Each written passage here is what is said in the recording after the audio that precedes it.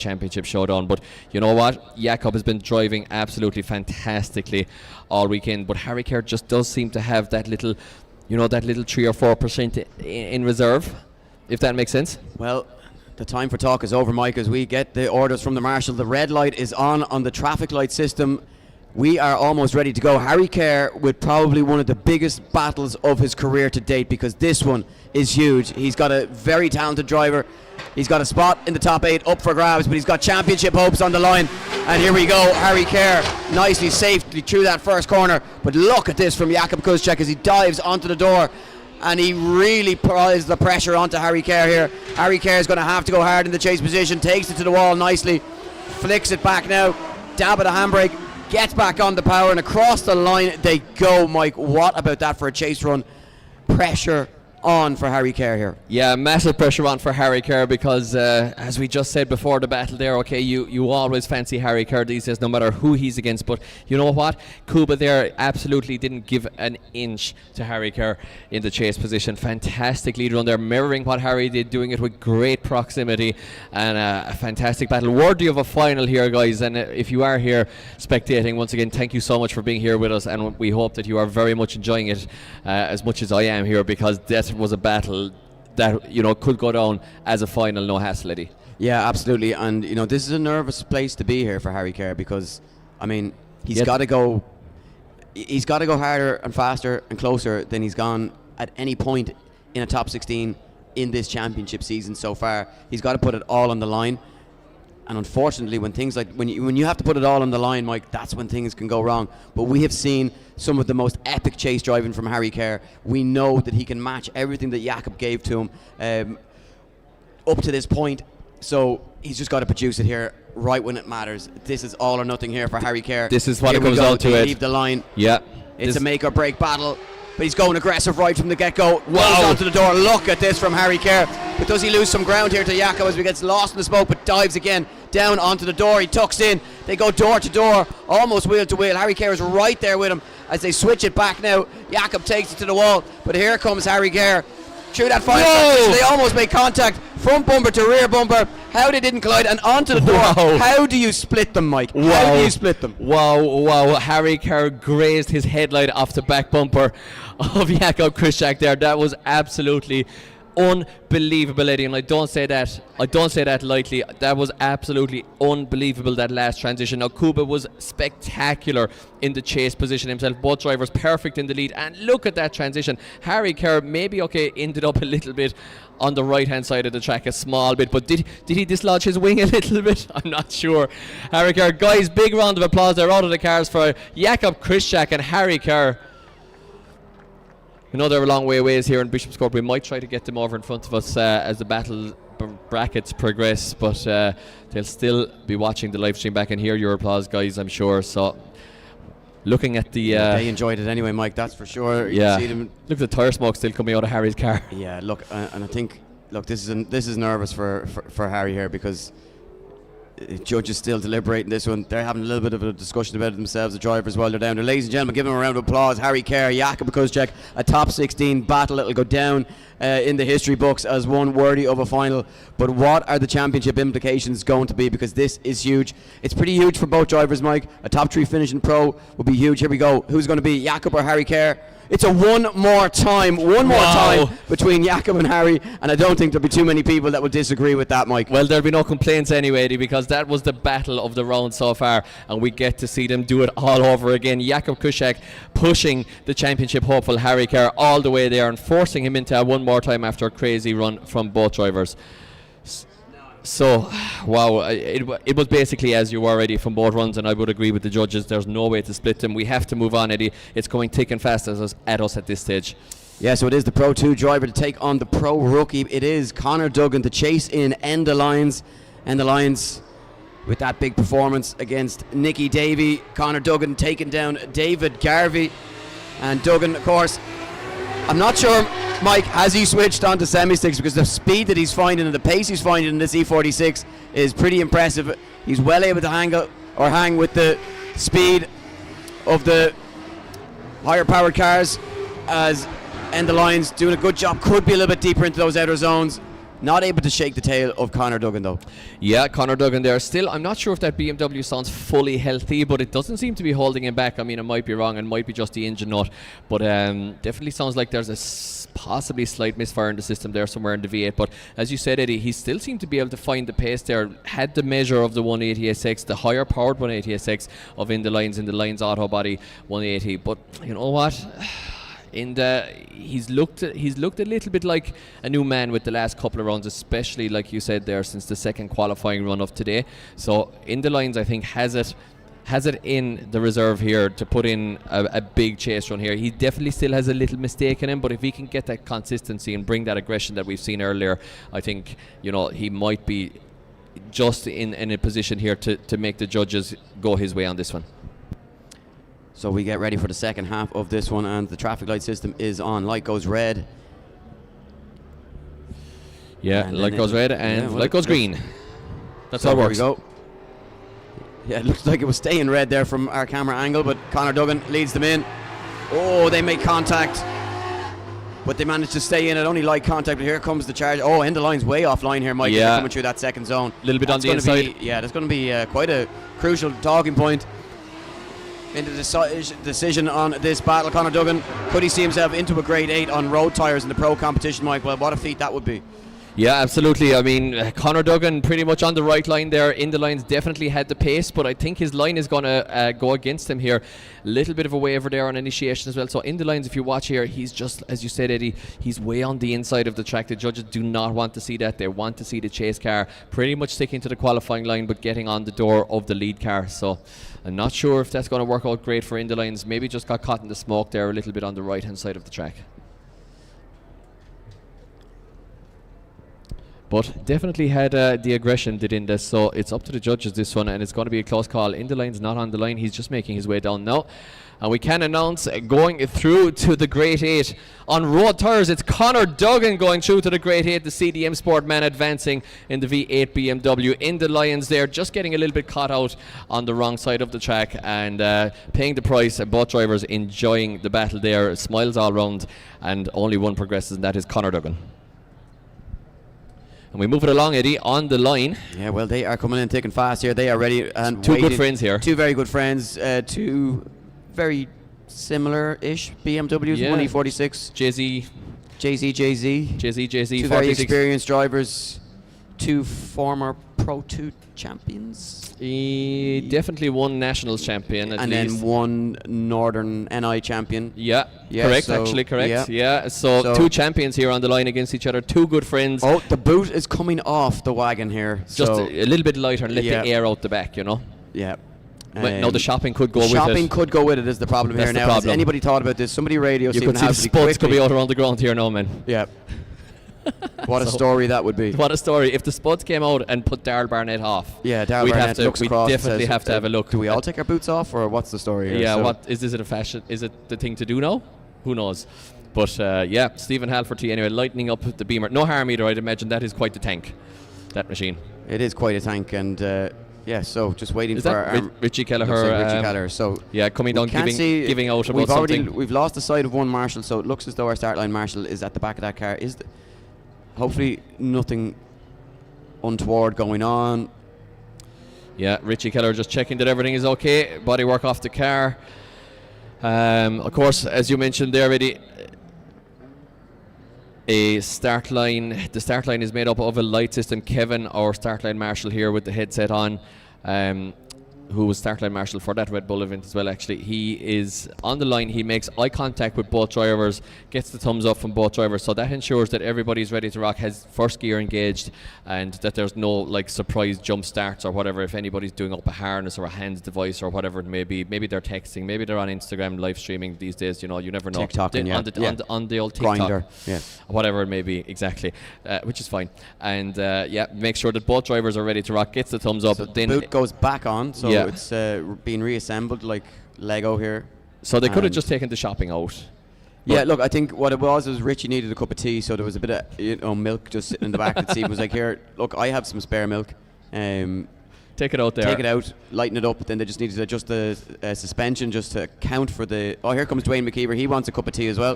He says, any biscuits, lads? Any biscuits. He didn't say it like that. Any biscuits, get them. He said it. Yeah. If Dwayne asks you for biscuits, you sometimes you say yes, number one, but sometimes you might have to ask again because there's a definite difference in accents between Dwayne's accent and mine for sure. I would love to be able to drive like him, to be fair. So, but Dwayne McKeever coming over, giving a hand there, looking for biscuits possibly as well. Stephen Halfley feeding the whole start line here with the very, very practical touring BMW. So it's a 5-minute rule for Stephen Halferty, so definitely a bit of an issue there for Stephen Halferty. A little bit anticlimactic there. Stephen Halferty, after all that, has to call a 5-minute rule. Of course, each driver gets 1 5-minute rule per competition, unless they make the top 4 already, where they can actually call a second 5-minute rule within the top 4. The thinking being that the car has gone through so much abuse, basically, over the course of the day that you get a second 5-minute rule should you make the top 4. So that's Stephen Halferty's 5-minute rule now gone. He has to make it out of his pit box 5 minutes after, at least 5 minutes after his mechanic puts hands on that car. But I'm sure the guys will have that back out, Jim, and the lads will have that sorted. Yeah, of course, that 5 minutes starts from when they lay hands on the car in the pits. So we will have a marshal down there with the timing device out, Mike, ready to get that 5-minute clock underway. So hopefully, judging by what we're hearing, is the issue shouldn't be too difficult to get that car back up and running and on the line again. So we move along to our next battle, which will see Clark Hatton taking on Kevin Quinn. Just waiting those drivers to warm their tyres. What an opportunity this is for Clark Hatton. You know, they've struggled with this car for so many events, Mike, and to finally get it going, gets himself into a top 16 on Pro Sunday after qualifying through from the Pro 2 competition yesterday. And whatever way you look at it, whatever happens from here, the car is working. The car works right. Yeah. And it looks as though they've made a breakthrough with this car.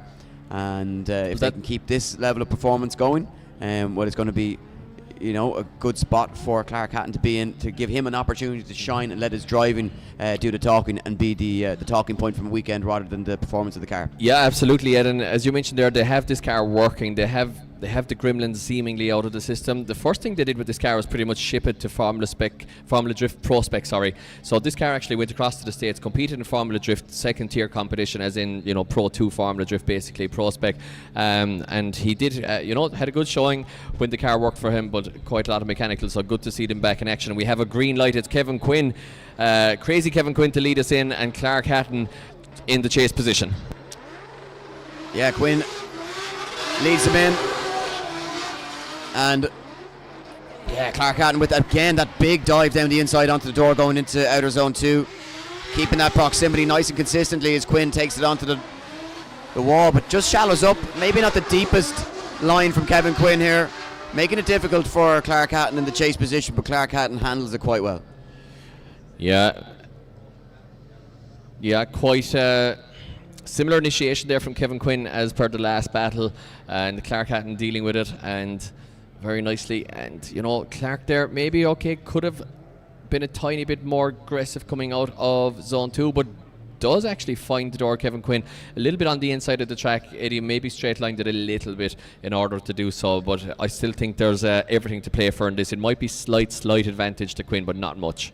Yeah, I think the chase driving from Clark just maybe not exactly as precise as we would see from some of the more seasoned pro drivers. Still very, very good, very high level, but certainly an aspect of the driving that in order to be competitive in this pro class would maybe need to improve. But that being said, Mike, not given the perfect line to chase from Kevin Quinn, that's going to impact his ability to try and predict what Quinn is going to do and be on the door consistently throughout the run. So let's see what he can do now in the lead position as we switch them around. And Quinn slightly on the left hand side of the track there, finding the pocket of Quinn from the get-go. Lovely initiation there from Clark, and Quinn now really finds the side of the BMW of Hatton. He'll have to hang back here. Yeah, he just hung in it a little bit long there, got caught in the pocket, but finds the proximity again around the last corner. And a seemingly super fast lap there and across the line from both drivers. Really like that one there. Good twin battling. Quinn maybe just got caught in the pocket. Slight contact there possibly, was it? Or maybe Quinn just hit the brakes hard in order to avoid the contact.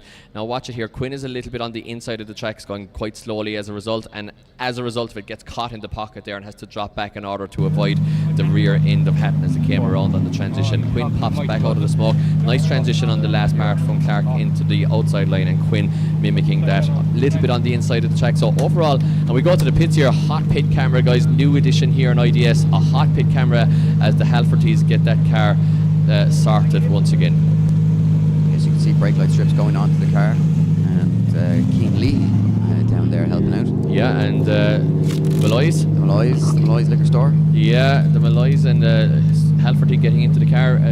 Superstar driver says, work away there, lads. He can fix the car. I will just get in and drive it.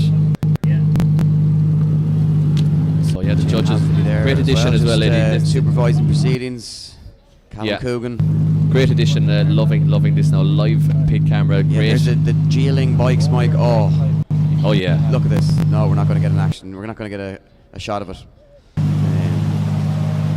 Of course, the pit's a little bit away from the tower here, so if the camera is dropping out a little bit. There now on your right hand side. Look at that for a piece of machinery. Wow. Take that to the TT, Eddie. Absolutely, Mike. I would take that all the way to the shops. So, still discussing this one. Kevin Quinn, Clark Hatton. Guys, give them a round of applause as they wait impatiently down there for the decision. Judges taking an opportunity to watch it once more.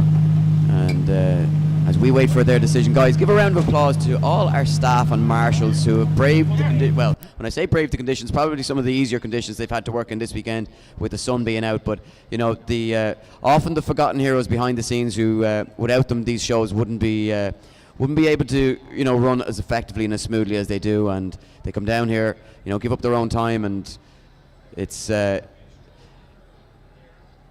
As I say, they're the forgotten heroes of these events, and without them, you know, none of us would be able to go out there and do what we love to do, put on the show for the fans that we're able to do.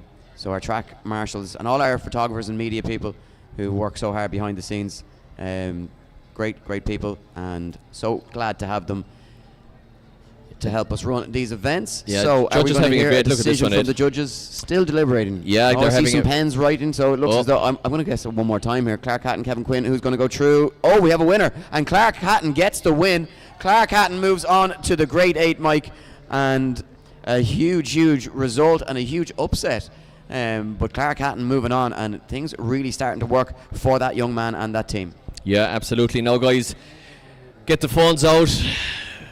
Keep your eyes glued to the live stream here, guys, because back on the line we have none other than Harry Kerr and Jakub Krzyzak. It is the one more time. This is a championship battle for sure, and you know what, the last battle we saw on this was absolutely crazy. Both cars leave the line. We have a green light. Harry Kerr, the higher qualifier, leads us in. Kuba's right on his back bumper, ready. Yeah, right on the back bumper once again goes Kuba, but he's got a bit of a straighten through that first zone as Harry Kerr throws it onto the wall once again, giving that perfect lead line for Jakub to try and chase as he tucks in now onto the door, backs off just in time not to get caught in the pocket on the transition. Oh, wheel-to-wheel contact, but Harry Kerr makes it work. It does affect the line though as they cross the line. They go, Mike. Wow. Yeah, wow. That could have been a big incident going through that final section. Look at this though on the replay from Harry Kerr.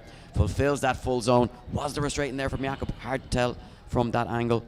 Yeah, perfect lead line there from Kerr, making it very easy for Kuba, but a great chase from Kuba. Unbelievable proximity, almost too much here, as you mentioned, just on the last transition. Kuba backed out of it. Very intelligent driving from Kuba, but does find himself very much on the right-hand side of the track as a result of that correction. But really liked it from Kuba overall. Dabbed the brakes in just to keep his nose out of the way of the rear of the swing of Harry's car there. But yeah, I don't know. It's going to be very tight. I think you have to call that a mistake from Jakub. Not a major one, but I think that might just be a tiny advantage to Kerr. Yeah, I think going into the second half of this one and the one more time, Kerr will be a little bit happier with where things are. Now, he did miss that final zone on his lead run, but was that a result of potential contact on the transition? I couldn't say for 100% certainty that there was, but here we go, second half of this one as Kuba now leads them down the charge, and Here we go. Oh, big entry there from Jakob as he chose on big angle. Harry Kerr tucked in right there with him. Makes the dive now as they transition into that second zone. Onto the door goes Harry Kerr, keeping his distance, not getting caught up down the inside. As he switches back now, he's going to need to find some proximity as they almost make contact on the transition into the final zone. Harry Kerr dives onto the inside. You know what, Mike? I think that Kuba had the proximity here, Ed. I'm not sure if that mistake is going to come into it, but that was a great lead run from Kuba. A fantastic chase as always from Harry Kerr, but it just looked like for once Harry Kerr was not able to like push the BMW onto the actual door of the lead car. Kuba just seemed to have good pace in the Silvia there. Now he was right on the transition there, but I don't know. It could be. I mean, it could even be another one more time. You can have two one more times, and then the judges have to make a decision. Coming to a decision pretty quickly here. So who's going through? Is it going to be big for the championship? Oh, it is big for the championship. Harry Kerr moves on to the Great 8 and takes down Jakub Kuszczak. Guys, give it up for Harry Kerr, keeping that championship hunt and that dream firmly alive, and he will breathe a huge sigh of relief.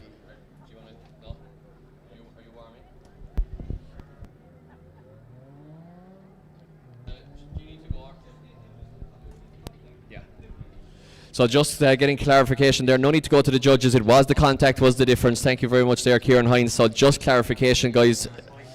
Instantly, Mike, we move instantly now to the next championship battle. Dwayne McKeever to take on Dean Byrne.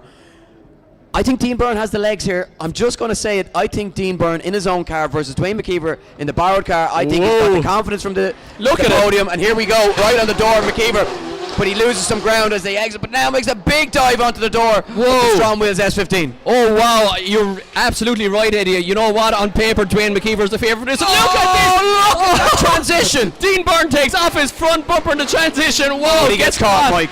Oh, gets caught and takes off his wing and everything. Wow, Eddie. You have to give it up. We talk about margins, Mike, but you know what? Something was telling me that Dean Byrne had the bit between his teeth to take down Dwayne McKeever here. And I think Dwayne McKeever was sweating for just a moment. Oh, I literally, Eddie, you'll verify this. I literally have goosebumps after that run, and you will verify this.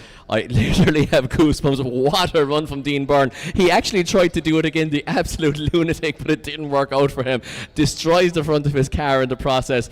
Dwayne McKeever must have been thinking, what is this madman at in the chase position?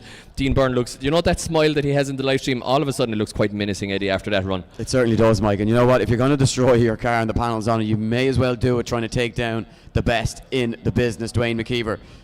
Well, it just goes to show, Eddie, you spoke about margins, levels. It just goes to show that when needs be, when you're up against the absolute best in the business, that you can take it up one more notch, that there is another gear left somewhere deep inside you. And Dean Byrne must have been in the pits and gripped up this car to the absolute nines, softened off the shocks, softened the tyres, like ran super low tyre pressures, took the chance on the setup and found the pace. And you know what?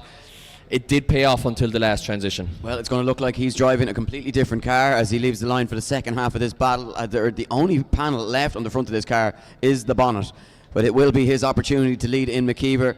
McKeever will have the spotter in the ear. He'll know about that mistake, but he won't be able to hold back here. He'll need to go full charge here. Expect to see him go on the door. He'll want to make a point to Dean Byrne. Look at this body panel flying everywhere as they leave the line. McKeever holds back a little bit on entry. Dean Byrne on that perfect lead line, trying to force an error from the lead position, but they're so few and far between for Dwayne McKeever that it's almost on a complete prayer, and a front wing hanging off for Dean Byrne. And what a clever drive from Dwayne McKeever. Really sensible drive. Yeah, I think Dwayne played that one to perfection. Like, it's not his first rodeo, that's for sure. I mean, he's not at a huge advantage, but the mistake from Dean was quite significant, to be fair. So Dwayne just doing, the intelligent thing there in the chase position. You know what's frustrating? That's probably about like a 70% Dwayne McKeever there. That's, he's kind of going, yeah, I'm holding back. I can do this. Guys, round of applause for Dwayne McKeever and Dean Byrne as they get out of the cars. And your winner going through to the Grade 8 and continuing the championship charge, it's Dwayne McKeever advances to the Grade 8. Harry Kerr and Dwayne both after booking their places in the Grade 8, Eddie, and this championship is still wide open. Well, I think this has become very interesting now because Harry Kerr on paper has opened up an easier Grade 8 run. He's got himself up against Connor Duggan. But Dwayne McKeever's going to have Jack Caldwell or Lee Scott, neither of which is going to be an easy battle. Not to say that Conor Duggan's going to be an easy battle, but he's not a pro driver and he's on road tyres, so that should be an easier run for Harry Kerr. We go back to the Halfordy and Darrell Barnett battle. Absolutely, Ed, we do. So Halfordy and Darrell Barnett. Halfordy after calling a 5-minute rule, of course, because they wanted the tea and the biscuits, and then they needed some lights because they didn't want to have it in the dark. So they've got all that sorted. Cian Leahy, the man on the ground, got it done. And so that is exactly what happened, we believe. Maybe not. But anyway, we are into the battle of these two good friends, two JZ BMWs. A beautiful entry from Stephen Halfordy in the E36 Touring. Darrell Barnett pops out of the smoke, finds the pocket there now, needs to just get another foot or two of proximity there, and does find it. Look at this from Halfordy though, perfectly lined now. Barnett is a little bit over to the left hand side of the track around zone 3, and Halfordy with a textbook, we always say that a textbook Halfordy line pretty much perfect. Yeah, well, it's pretty much perfect, and we haven't seen the most consistent driving from Halfordy that we're used to seeing so far this weekend, but maybe the taking the milk out of the back of the car there just did the trick, and that a little bit of weight out. A little bit of weight reduction just has just absolutely transformed that car. But he's absolutely on it, Mike. Look, if you're going to be critical, a little bit shallow in outer zone 4, probably the only thing really to pick at from that run. Yeah, Barnett does a good job in the chase position, just keeping that proximity, keeping the dream alive, keeping it open as a contest. And exactly. And I think we go back to the Johnny Flynn Halfordy battle. I do think that Halfordy's ability to put in that consistent run time after time is what won him that battle from the get-go, because Flynn pushed too hard. Time after time. Exactly. Yeah. So, Halfordy... Don't quit the day job, Ed. Halfordy making... Halfordy. Yeah. Here we go. Second half of this. Wow. Darrell Barnett to lead in. Stephen Halfordy. Tea and biscuits. Here we go. Oh, Barnett drops 2 wheels. Maybe 3. Was that 4 wheels off? Takes a cone with him. Very much offline. Halfordy deals with it as Mike tries to deal with the terrible puns here in the tower. But it looks as though this one could be firmly signed, sealed and delivered in favour of Stephen Halfordy. It looks solid for a spot in the Grade 8. Oh, Eddie, I'm still trying to get over that terrible joke. So, yeah, Darrell... Sean Heady says to me, Stephen Halfordy and Darrell Barnbrack. Oh. Wow. Oh, they need an asylum. I'm just gonna leave. I gotta leave, Eddie. I can't deal with this anymore. Yeah. It's so bad. It's a bad state of affairs, Mike, when you're the most normal person in the room. It is. Right? Here we go. The winner going through to the top 8. Give it up for Stephen Halfordy. Stephen Halfordy takes it through. Stephen Halfordy takes it through. Exactly. And Darrell Barnbrack doesn't, and Halfordy goes through to the Grade 8, where he will face none other than Clark Hatton, I believe, Eddie. So here we go. Jack Caldwell, the young gun, take on the former young gun, feeling hot, Lee Scott. Would I be right in saying that Lee Scott is married to Jack Caldwell's older sister? Or going out? I'd say marriage is a stretch. Marriage is a stretch. Involved with, courting. So this is basically a brother-in-law battle here. Yeah, brother-in-law battle. It's a family affair here. And 2 drivers. Big straight in there from Lee Scott as he gets it all wrong. And again, well, we've talked about Lee Scott being an incredible driver, but not a lot of seat time in this car, not a lot of seat time in recent time. But Jack Caldwell is certainly growing in this championship. And it'd be interesting to see, Mike, where he is in the points race, because he's certainly going to be, with driving like this, I think he could be on for a top 10 in his pro rookie season. Yeah, could be. Maybe Lee Scott knew that Aidan Caldwell, Jack's dad, would be very upset if he beat him, and maybe he's just holding back and playing the old family card here. Possibility. I don't think so. I don't think so. No, I don't think so. Okay, well, let's scratch that. But definitely the tea happened with Halfordy. That was a fact that the boys pulled off the boot door to get the tea and biscuits out.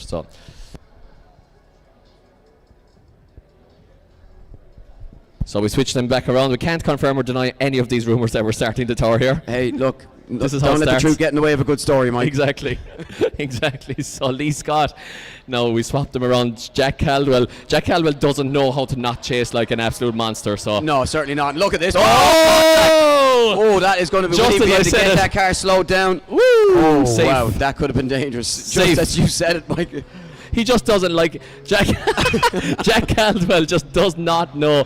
No chill. No, and you always go if it's a family member. That one was personal. It was like, Yeah. get your hands off my sister. Wow. So yes, it probably was, but you always have an extra gear ready for the brother or the brother-in-law, or in the case of the Davies or the Falveys, the dad. I remember the Linehans battling back in the day. I remember James and Mike Dean battling down in Fermoy, and on the podium the boys were still arguing, and they were genuinely fighting. Like, so there's always, when you know somebody that well, I think there's always subconsciously an extra gear. There's always an extra element, and you know what? It's like we're all going to be fixing these together. So look. Yeah, he almost sent him into orbit there. Yeah, try and decide that from a judging point of view, because they are looking at it like. No, I mean, Lee was just initiating. But look, I don't know. Did Lee stay a little bit right too long? I don't know. Well, the brake lights are on there, Mike, and it's kind of a similar question to the Kevin Quinn and Kevin Quinn story with Owen Magner. Owen Magner, yeah, exactly. No, we said that on his first day of judging that that Conor Falvey had a nice handy day yesterday, kind of clean enough calls on his first day of judging. He's definitely not getting an easy day today for his first day of pro competition, because this has been a mad day for the judges. Yeah, it's probably been his first opportunity to make a bad decision in life for Conor Falvey, and that is to become a drift judge. Yeah, I've let that, because all the fans that he's been gaining, he could very quickly lose. Yeah, so he's a great young man, and very, very modest, and he is indeed. But you know what? Credit to his family, a very polite young man, and. I was speaking with Kieran Hines last night. He's opinionated. You don't want a judge being a third wheel. You want them to have their opinion. That's why there's three of them there. The guy said he's strong-willed. He's opinionated. So he's going to be having his input here. Now, was Lee Scott actually going off track anyway, though, here to the right-hand side of the track? It looks like he might have been. But then again, the cars do tail swing quite far to the right on initiation. They all tend to drop a wheel on the right-hand side. So maybe he was... we'd want to watch back another few initiations to kind of... if you're asking me, Mike, and you're probably not... Definitely not. I think this is the lead car's fault. Yeah, you might not be far wrong here. I just don't think, you should be hitting the brakes he might have that been side of the transition. I think, you should be flicked back the other way. Yeah, that's my own personal opinion. It depends on what level of brake, so you can often steady the car with a tiny touch of foot brake. But it looks as though it's different when you slow it down and you're watching the replay. But here we go. It's going to be a decision from the judges. Who's going through? It's going to be Jack Caldwell. Moves on to the top 16. We go back to the judges. We need clarification on that, because we've got no idea what's going on. We think, Kieran Hines, that there might have been a family thing going on here, that that Lee Scott took a dive here, but I can't confirm nor deny these rumours. Well, look, we have to kind of pretend we know what we're doing. If you watched the replay, one thing a driver can't do is first of all, you shouldn't break traction to the right before initiating. So in other words, you do weight transfer, here that shouldn't be breaking traction, and then the car would transition back, weight transfer back, and then on throttle from there on. What you can actually see happening is, as Lee, he starts to do a weight transfer, he actually grabs a bit of handbrake. He locks the back wheels, and also touches the foot brake, just as Jack is about to transition behind him to get on his rear quarter. You can't, as a chase driver, be able to anticipate that. If you want to get really close, and if we want really close battles, we have to make the lead a predictable car to be able to initiate beside or on the rear of.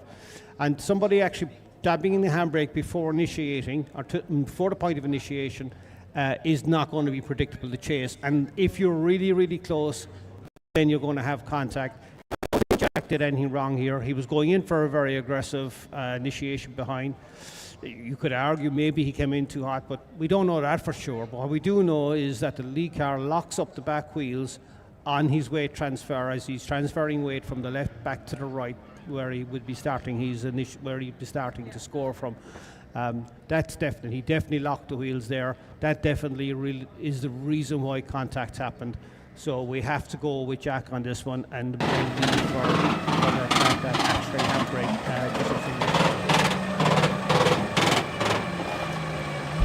So there you have it from the judges, as we see Jack Caldwell's car being recovered from the circuit.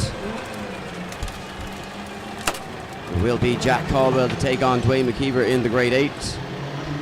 And we have 2 more spots up for grabs in that grade 8. It will be Dylan Garvey to take on Bartek, Jack Mawhinney to take on Ben Rogers for those final 2 spots. And it looks like we are all with the drivers on the line. We're just waiting for that car to be recovered. It does appear to be recovered off our screens, so we should be ready to go momentarily, Mike. Yeah. And we will be left with just 8 drivers and things really hotting up. And look, it's going to be a difficult battle for Dwayne McKeever in that grade 8.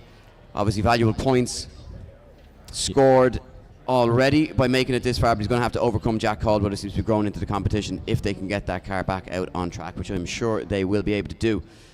But of course, regardless of what happens from here on in, the championship will go down to the final round. We are ready to go. Dylan Garvey to leave in Bartak, blazing jet ski. Yeah, absolutely. It's a former Driftmaster driver versus the up-and-coming Bartek. Now Bartek firing in the BMW a little bit hard there and running wide as a result. Knew that he had to give it everything that little car has in order to try to stay with the huge power that Dylan Garvey has. Unfortunately, didn't work out from Dylan Garvey, now opening up a big gap in the lead position here. Bartek pretty much doing the right thing though, Eddie. Very intelligent here actually from Bartek, sticking to the line. The judges say if you lose proximity to the lead car, go into the qualifying line, you won't be scored as badly if you go into the qualifying line position if you are not within, the proximity of the lead car. So from there on, okay, Bartek no proximity, but at least he pretty much stuck to the line. Dylan Garvey looking fantastic in this new car, and it's great to see such a new build just coming out of the box. It looks to be no gremlins in it. It's just working.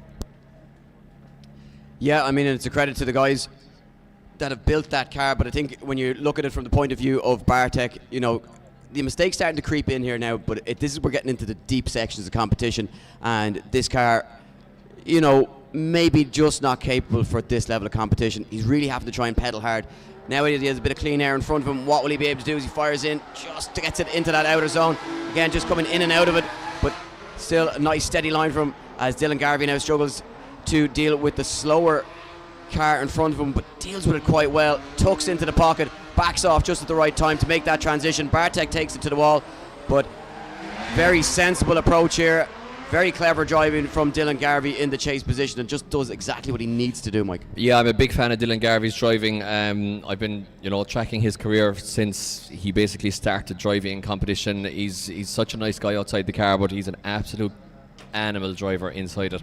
And like you said, Eddie, just doing the intelligent thing here, winding on the screw in the safe places to do so and not taking any chances on the transitions. And I think it was an intelligent run there from Garvey, and it might be a little bit too much of an ask for Bartek Blazejewski.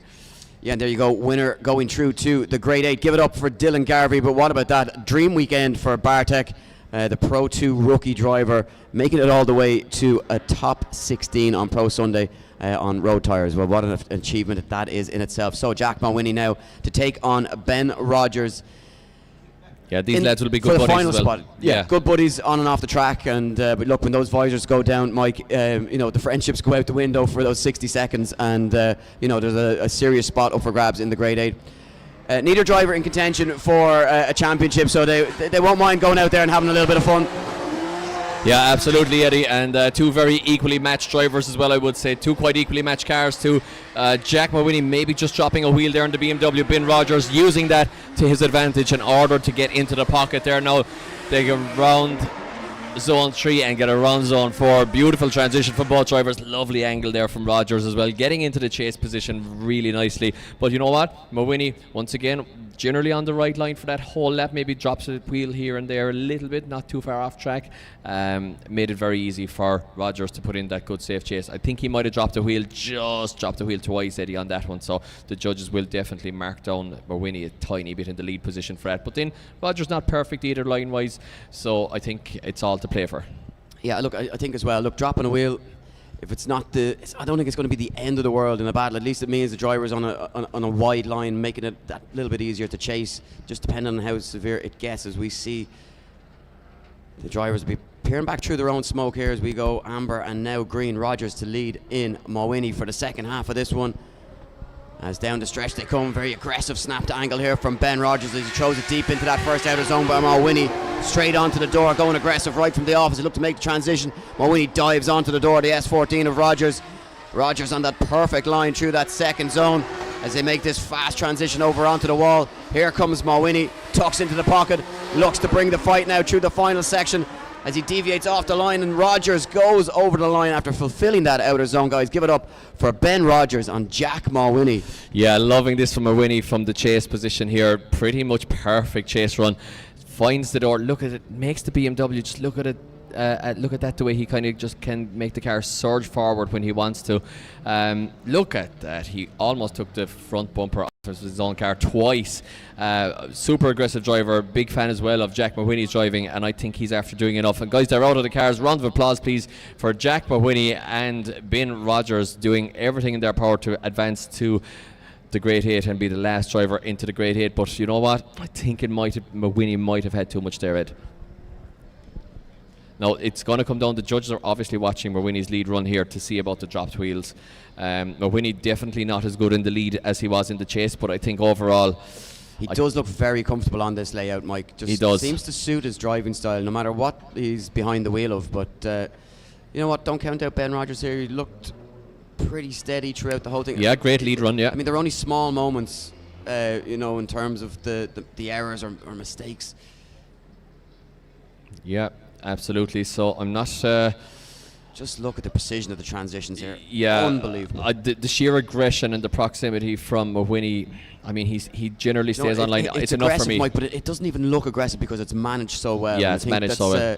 It's such a testament to the skill that these guys have, that they can drive like that, so close, but yet it just looks controlled. It doesn't look like it's wild. It doesn't look like they're just luckily getting away with it. It's like, okay, Mawhinney does definitely drop a wheel on the outside here. It's not a perfect line. No, it's definitely not a perfect line, but overall it's still not enough for me to overturn the proximity difference for me.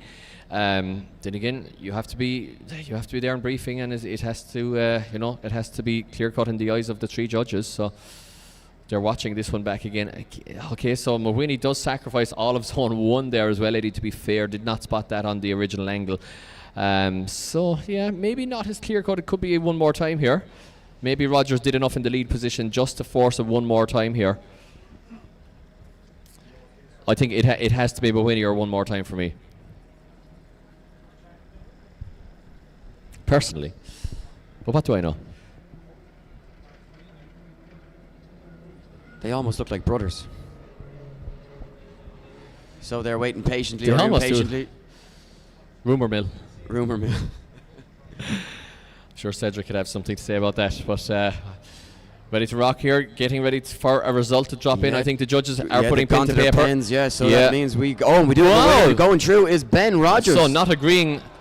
Ben Rogers moves on to the not agreeing with me. What do I know, Eddie? And we are going to go back to the judges. Kieran Hines, Ben Rogers getting the call. You took some time to deliberate over it. Some small mistakes on both sides, nothing major. What was the deciding factor for you guys? Really, I think if we compare lead to lead, Ben has a cleaner lead. Okay, so an easier lead to chase. He does, he makes a couple of tiny errors, maybe a slight wheel drop on initiation just coming in, but on the outer zone there, he's right on the white line all the way. Again, in zone 3, he's well into that. And here again on the final zone, he's on the white line. So he's actually doing a fairly perfect or close to a perfect lead run. When Jack is leading, he doesn't drop a wheel there, but he actually comes out and he drops a wheel on the way out. And then when he gets into the next zone, he actually drops one wheel, and he's one wheel on off for probably a good third of that zone. Then he transitions back. Now, okay, the proximity is not as close, but it's the wheel drops, and again in the last zone, he's not that deep into it. So you're kind of comparing. You're trying to compare the two wheel drops not being that deep into the zones against a good lead, which is deep into the zones, and maybe the close proximity that Jack had. When we weigh those two things up, we think that Ben done just enough. The difference in proximity by having a cleaner lead and giving Jack an easier chase. Well, thank you very much, Kieran Hines. The judges did say at the first briefing of the year, Eddie, that there will be a big emphasis on lead lines this year, and therefore, having watched the replay and seeing the drone footage of Mawhinney's entry there and missing zone 1 as well and the chase as well, and seeing the wheel drops, maybe okay, fair enough. And the judges have spoken, and So that is Ben Rogers having a great weekend. Now, Eddie, we move it on to the top left of the bracket again. Once again with championship consequences here. Is Harry Kerr, the higher qualifier, to lead in Conor Duggan. It's a double E46 battle. It's 2JZ, screaming 2JZ. In fact, they almost deafen us here in the tower versus Conor Duggan's V8. Conor Duggan losing bodywork off of the back of his E46. Well, look at this from Conor Duggan. Wow, Eddie. Yeah, Conor Duggan really bringing the fight here, Mike, and you know what, certainly not looking like a Pro 2 driver, really giving championship leader Harry Kerr something to think about as he throws it onto the door, almost makes contact as they cross the line. I mean, where did that come from? Wow, where did that come from exactly? But I'm going to put in one point here, is that the judges also, and if you listen intently in the briefings, they also do want the chase car to match, or better even, which is very difficult, but they want them to match the angle of the lead car, and very much Conor Duggan did not do that. I don't think anybody's going to argue with the fact that Conor Duggan's chase, his line wasn't perfect, his angle, wasn't matched, but the fact that he was able to keep that proximity throughout the run at all is really what impresses me, given the difference in the machinery, and just obviously the difference in the tyre compounds that they're using as well. So the fact that he was able to hang with Harry at all and stay in the battle, I think is just impressive. Yeah, definitely, Ed, I have to agree. I mean, he's giving away quite a lot of machinery there, and the fact that he made it work just goes to show. I mean, Conor Duggan's been looking better and better according as every round has gone on. Once again, one of the series sponsors in CDM Sport, and showing his mettle there against the best in the business. Yeah, I think the team and the marshals just taking a moment just to remove any body panels that were flailing from that car as we await him to come back to the line for his lead run. Yeah, it was so great as well. Harry Kerr's engine sounds like it's getting absolute death on every run. The noise it's making, the backfires, it's absolutely crazy, and I just hope that thing is going to last the season, because it is getting absolute abuse out there. Yeah, I think Alwyn throwing his eyes to heaven when he hears that car getting absolutely ragged to the limiter. And Harry Kerr, he's got no Conor chill. Duggan out of the car here. Yeah, Harry Kerr's got no chill either. I mean, there's madness coming out of every pore of the man's body, and if I was Alwyn and the guys there, I'd be just throwing my eyes to heaven as well, wondering what this fella's going to do next. It's usually good, to be fair, but yeah, brother of the famous Molly Kerr as well is Harry Kerr. That's exactly it, yeah. Yeah, so hopefully Conor Duggan's car all good. Richie Kelleher here, our head marshal, is our head safety officer these days. Chief safety officer. Chief safety officer, head honcho of safety. CSO of all things to do with stopping fellas having fun. Stopping fellas hurting themselves, Well, exactly. Probably a good thing now. Kevin, there you watch our start line marshal signalling to Conor Duggan that his harnesses are on. If you're watching on the live stream there, making sure his door's actually closed, making sure the bonnet pins are closed. Now Kevin will go back, he'll make eye contact with the chase driver first, and more importantly then the lead driver, and the traffic lights go red, amber, and Amber, there we go. green. It's the opportunity for the chase drivers to leave the line. So Harry Kerr now, will he go full guns blazing into this first corner? It looks like he's not going to back down. Both drivers flicked angle almost simultaneous as Conor Duggan looks to get deep into that first outer zone. Harry Kerr makes a big dive onto the door of the E46 of Conor Duggan in the CDM Sport white BMW, and Harry Kerr just backs off now and makes that big dive forward lunge that you speak about, Mike, with that final transition.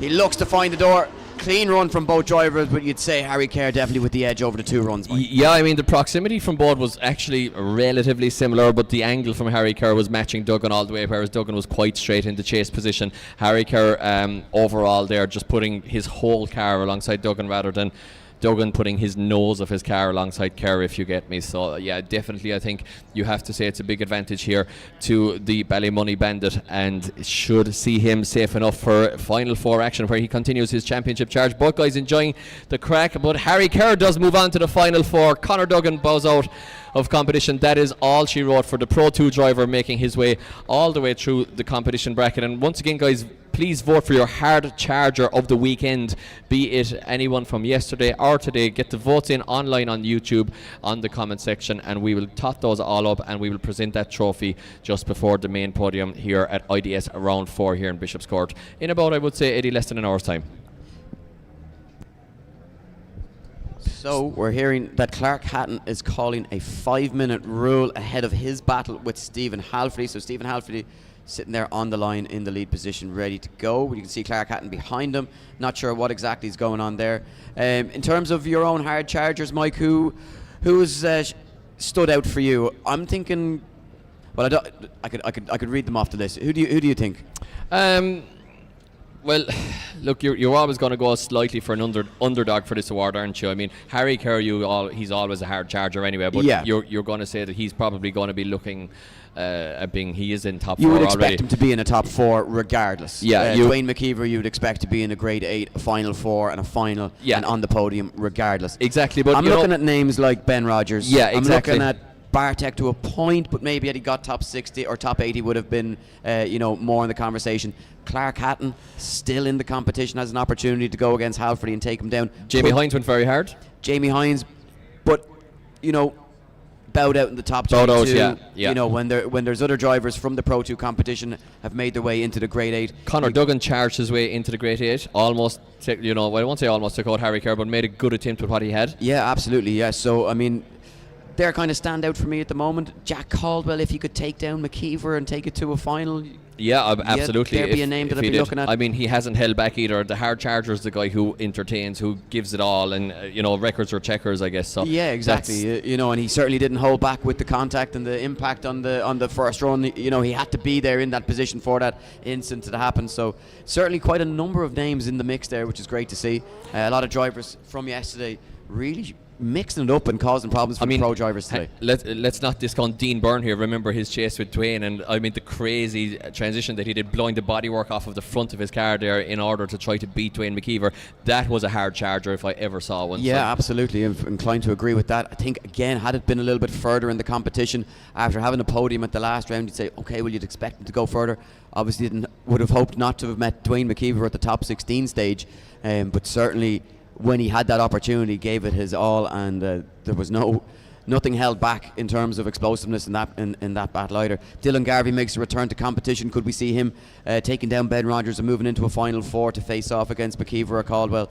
Again, a driver that you'd expect to be on a podium or thereabouts. So could we call it a hard charger just yet? Maybe not, but if he was to take top step, maybe he could go home with two strings in his bow. Yeah, absolutely, Ed. And Clark Hatton, I'm just hearing here from Sean Healy, our track controller, that it is an electrical issue in Clark Hatton's car. So hopefully it's just, sometimes you see silly things like kill switches going down and these things. Obviously there's quite complicated electronics with ECUs and PMUs and all that kind of stuff. As we look to the diffing area here, of course, in Bishopscourt Diff and Drift, you see the little, I think it's a 1 Series BMW there, is it getting Death and IS200 in the background. So you can bring up your roll car. They're doing a standing burnout looking at the camera here. Not sure if they've got the live stream on or they're just looking at their friends. I think that's just coincidence, isn't it? Coincidence, yeah. And looking back at the back tires. So you can bring an RX-8 up there, which is definitely going to blow up. Yeah, and then there's an E46 there to our right with the, it's turned into a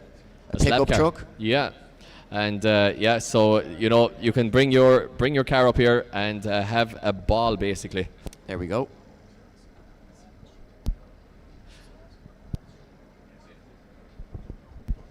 Yeah, so just hearing here from Kevin Kilgariff that Clark's car actually has the ECU shutting it down. Of course, these ECUs do have inbuilt safety features as well, Ed. Usually it's during the course of a run when a parameter goes out of kilter, like a temperature or a pressure, like oil pressure goes too low, boost pressure goes too high, water or oil temperature goes too high, they cut the car. But in this instance, I'm not sure exactly what happened, but Clark Hatton's ECU cutting the car, so I'm not sure if who the tuner is on that. They'll be getting Lloyd Patterson or somebody in on that one really quickly. Yeah, it could be a faulty sensor or it could be something more terminal. You'd hope that whatever it is, it can be figured out. Obviously you don't want to run the car if the car's not right. Yeah, and if you watch the burnout box here, if you watch young Caldwell warming his tyres here in the burnout box, if you're wondering why he's pushing the front tyres around, I know we always touch on this, but for any new viewers, he's actually, number one, scrubbing the front tyres, and number two, he's actually pushing them through the burnout box in order to understeer them to create heat in the front tyres, therefore making the tyres a little bit warmer, giving them a little bit more grip on the track here. So that's why you see drivers understeering in the burnout boxes, to get heat. Number one, to scrub them, and number two, to get heat into the front tyres for grip. A lot of those and look at front this tyres battle. don't operate properly until they're right up to temperature. So without getting the heat into them, coming into those first corners where you see a lot of mistakes as a result of cold front tyres. But as you said, Mike, look at the battle that we have here. Dwayne McKeever one of the stars of the sport, against Jack Caldwell, one of the rising stars of the sport. Is today the day for Jack Caldwell? Because the day is coming where he takes down a huge name, but he's going to need to be closer to Dwayne McKeever than this if he's going to take him down today. Use a huge gap and shuts it down, Mike. Shuts it down, unfortunately for Jack Caldwell. Dwayne McKeever might have been in a little bit of trouble here with the opponent that he had in Jack Caldwell, seeing how hard he was pushing, with Dwayne McKeever getting to put in an exhibition run now. A beautiful drifting here from Dwayne McKeever. Drain McKeever, I almost called him. Dwayne McKeever through the course here. One of the best in the business. It's been a long 2 days, Mike. It's been a long 2 days. Drain McKeever. I think you're drained. I'm drained, exactly. I did pop over next door last night to the bike festival, and had a good night, so I'm a little bit drained today, but not too bad. So Drain McKeever draining the hope of any competitor that they have as we go down to the pits here. Hot camera here in the pits. Richard Bradley is there around the ECU, of course, looking to see what the situation is here, and calling a 5-minute rule. So there are 5 minutes being called now on Clark Hatton's car. Richard Bradley is now ready to bounce into action. Richard Bradley, of course, top tuner, must be the tuner for Clark Hatton on the GMD Tyre and Service Centre sponsored Euro Auctions M2 BMW. Beautiful chassis, this car. Short little modern BMW chassis. Richard Bradley with bare arms there, definitely a hot engine bay, putting down the hand, and they're going to be looking at a sensor issue here, Eddie. If the ECU is shutting down and they're in the engine bay, they're going to be looking at a sensor issue here. Yeah, for sure, Mike. You can see a few hands. Clark out of the car, which is never really a good sign on. Yeah, so maybe even shaking of wiring looms going on here, possibly in the hope that it's just something silly, but you can never trust an electrical issue. If you get it fixed, you're always terrified that it's going to go in the middle of a run and cause a big collision, because the worst thing to trace is an intermittent electrical fault, Eddie. Yeah, absolutely. It can essentially be a nightmare. You'd nearly rather, a mechanical that just get all hands on, get it fixed. Like a broken half shaft or something. Yeah, just sledge it. Make it work just for a run. This not ideal. No, Richard Bradley. I know it's been a dream weekend so far for him, and they've got that car up and running and working. But it's not like he's outgunned here. He has what it takes. He has the drive into go toe to toe with Halford. He has an opportunity to try and take it down. But we're going to go back to the start line where Dylan Garvey will take on Ben Rogers. Can Ben Rogers keep the dream alive, or can and it's not Niall Houston as it says on the screen there. Yeah, but it's definitely Dylan Garvey, unless they've swapped drivers, which I don't think they will be. But can it be the dream weekend for Ben Rogers, or can Dylan Garvey make the perfect comeback here? Look at the line from Dylan Garvey, driving like a man that hasn't had an absence from 2 years out of the sport. As Rogers goes right on the door. Look at this, incredible from Ben Rogers as he's hanging with the best in the business. Backing down, lovely smooth transition as they throw it onto the door, and across the line they go. Give it up for Dylan Garvey and Ben Rogers. Yeah, I mean, Garvey's going to have to find something here, Eddie, because Rogers absolutely put it up to him here in the chase position. Beautiful lead as usual from Garvey, but it's that transition from Rogers where he pops it through the transition and absolutely drives his S14 forwards onto the door of the 180SX. Now, maybe he could have been a tiny bit tighter here on the transition. I mean, 6 inches? If even, but great chase. You know what? It's so hard to. We have to be, Mike, but because of the level that we're at. But it's so hard to be critical of drivers, particularly the ones that have made it through from yesterday's competition, because what they are doing just to stay in the fight here against seasoned pro drivers. I mean, Ben Rogers in his rookie pro season is putting it up to a former Drift Masters driver. He's that level as Dylan Garvey. He is top level driver without the championships to his name essentially, and. Ben Rogers is making it, look a lot closer than maybe on paper you would have thought it would be. So here we go, second half of this one. Rogers to leave the line, slams through the gears. They tuck in. Garvey makes the early move as he dives straight onto the door. Throws big angle at it to try and scrub that speed.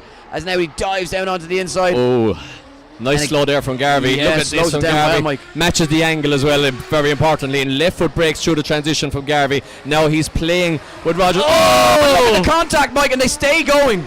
They stay going. What What? And that's the level you have to go to, Eddie. Genuinely, that is the level that you have to go to now. It's not a non-contact sport anymore. It's like, okay, I might need to sacrifice my bumper here in order to win this one. Yeah, you have to be prepared to lose the car, Mike, and I think that's the danger here. Is that, you know, we saw it in Drift Masters. You know, James Dean and Conor Shannon choosing not to go one more time in the showdown after qualifying. It's just how hard these guys are pushing, and it's the same here. Look at the bumper bar. Yeah, Broke bumper the bar bar. absolutely destroyed. Couldn't even last one day out, and they both enjoyed that. But look at the. Oh, we're not going to see the replay here. That transition cost about 500 quid. It certainly did, yeah. Yeah, roughly. Look, he won't mind. He was enjoying himself. But I mean, when we get an opportunity to see the chase driving here from Dylan Garvey, it really was just.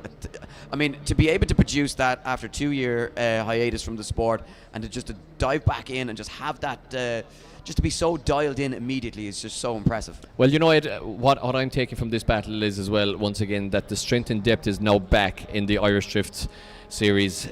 Ben Rogers, you know, he's been making his way through the ranks there in the CDM Sport S14, but see the chase that he put in there against one of the best in the business, Dylan Garvey. Okay, he's in a new car, but it's an S chassis and they've been testing it, I presume, so, you know, he's got it dialed in already. And Ben Rogers looking absolutely fantastic. The strength and depth, you know, that maybe that second tier of driver is now back to being 10, 15 deep. You know, it's so good to see, like, you know, that maybe anybody in the field able to take a win at this stage.